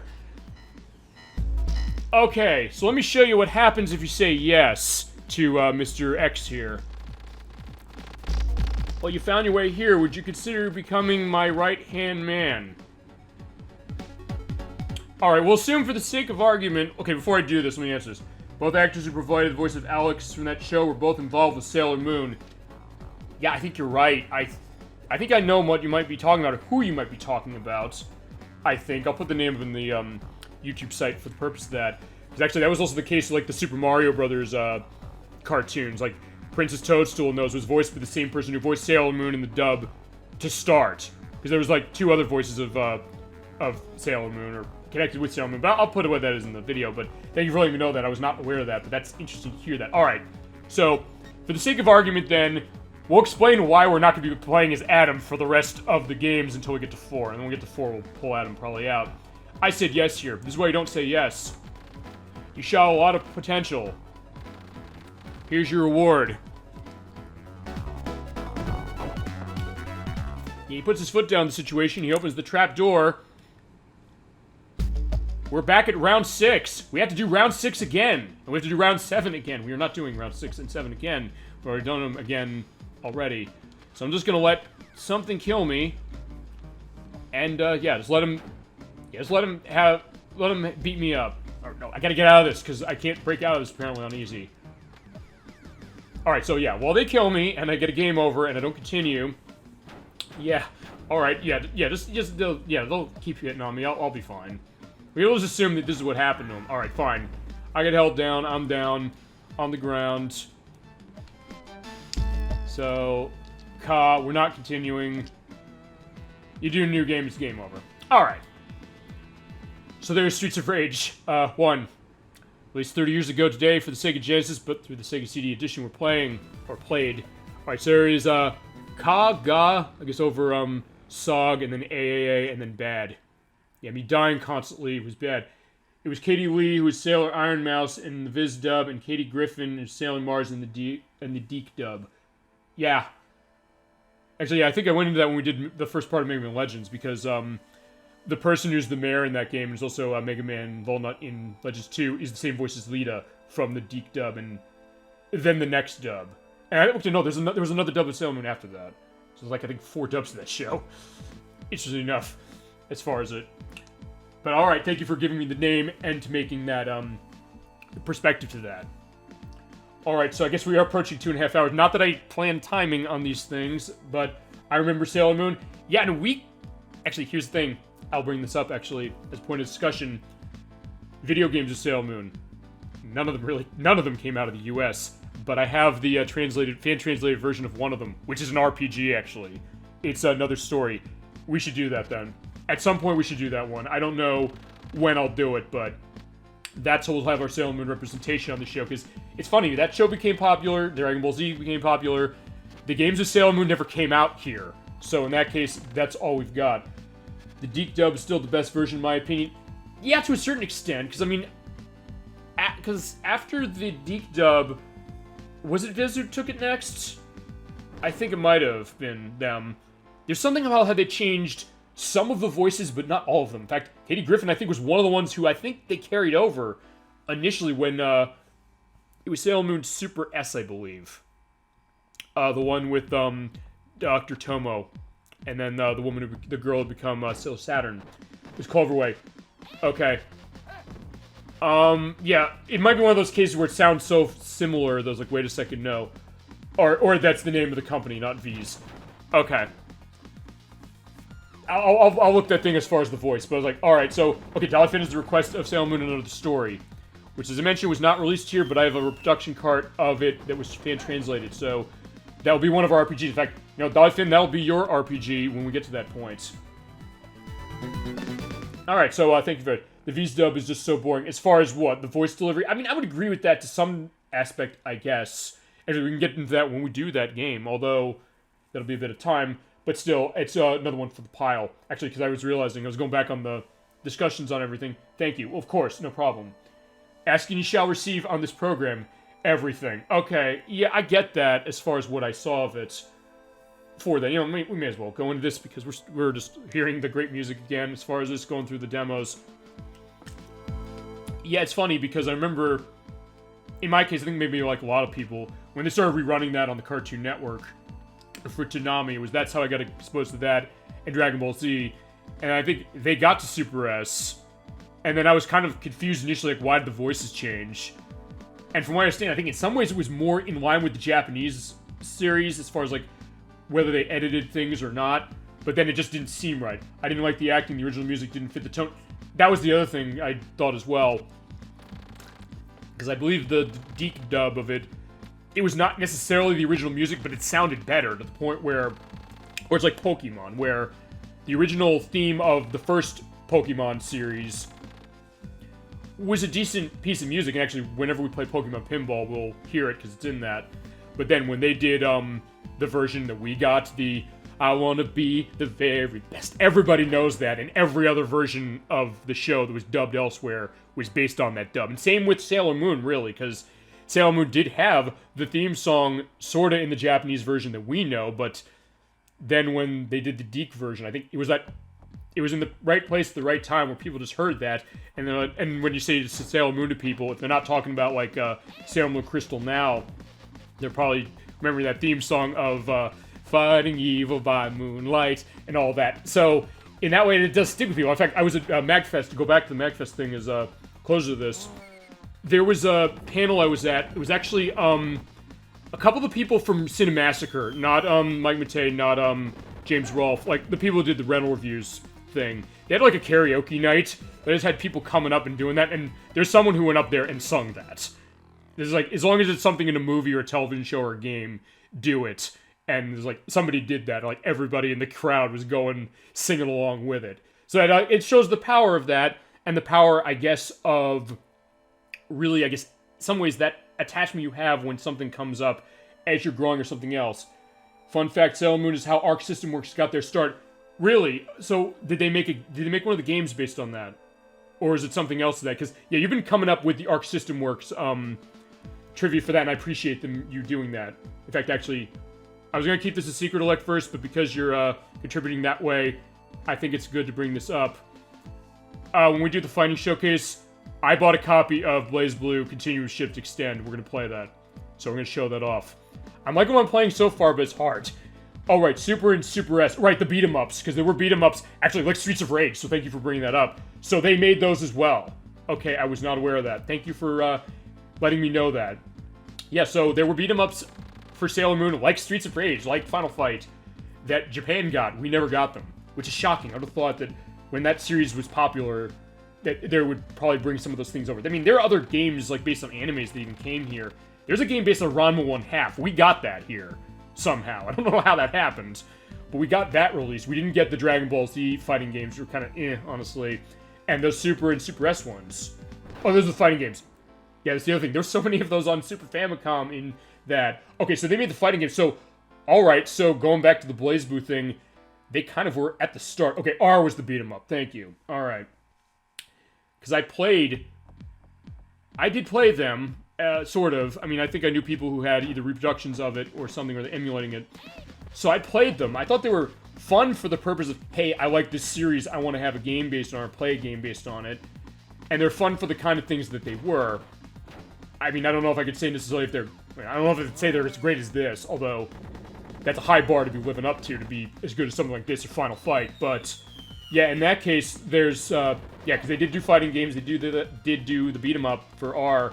Yeah, Super and Super S were the beat-em-up, or the fighting games, sorry. R is the beat-em-up. But yeah, we never got those versions, but, yeah, so... I mean, even this day, I'm surprised we don't have a game based on that. Like, a modern one. The way, like, with Dragon Ball Z, we'll get games based on it a lot now. Like, we'll get the Dragon Ball Z Kakarot game that I think they're putting the Switch in about a month or so, or... It's coming soon to Switch. It's not everything else. And then Fighter Z, which actually is by Arc System Works. So, there you go. Talk about coming full circle then with Arc System Works, where they started with the fighting games of Sailor Moon. They would go through with BlazBlue. They did Sonic Drift 1 and 2, as you mentioned, when we did the Sonic 1 stream. And then also, they did Fighter Z. And they're still going with BlazBlue. And the show will have BlazBlue at Thanksgiving. Consider it my thanks to you, Electverse, for everything you've done for the show, everything you've contributed to the content and discussions, and everything else as well. Alright, so I think with that, I think we should be able to close on the show for tonight, but to reiterate the schedule as we go along, I will add Sailor Moon the story to the RPG pile, for sure. In fact, actually, feasibly, thank you, I enjoyed it. Well, I'm glad you did, and again, thank you for watching, it means the world to me. All of you, everybody in the chat, Dolly Fan, Electverse, anyone else, thank you very much. But yeah, in fact, actually, to go the Sailor Moon the story thing, actually, I think what I'll do is, yeah, Electverse's Choice, we're starting next week, because next week I'll see you for Kingdom Hearts, we're starting that, and then the next RPG, Proto Rover wanted to see Legend of Dragoon for PlayStation, and then after we do that one, we do Sailor Moon the story. Unless he wants to see, unless he'd be more interested in that, I don't know.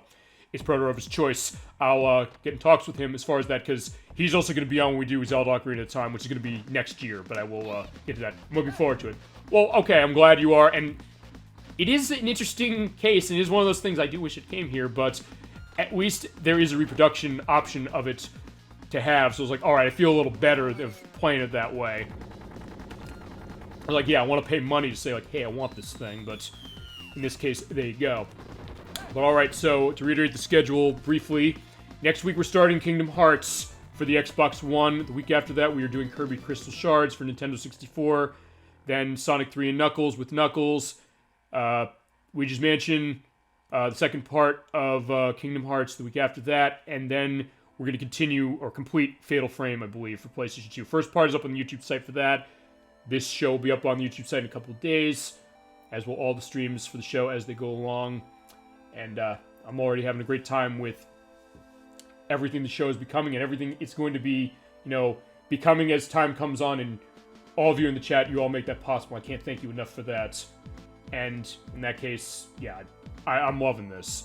The future's looking bright, definitely for the show, and I tend to keep it going. So thank you for doing that. You've helped make that happen.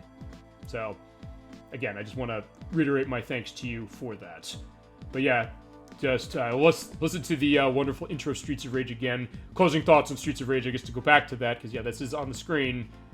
This is a great game. If you've never played Streets of Rage, it is hard, but I would definitely suggest playing it. It's in a bunch of collections. You can also get it on the Genesis as well if you have one.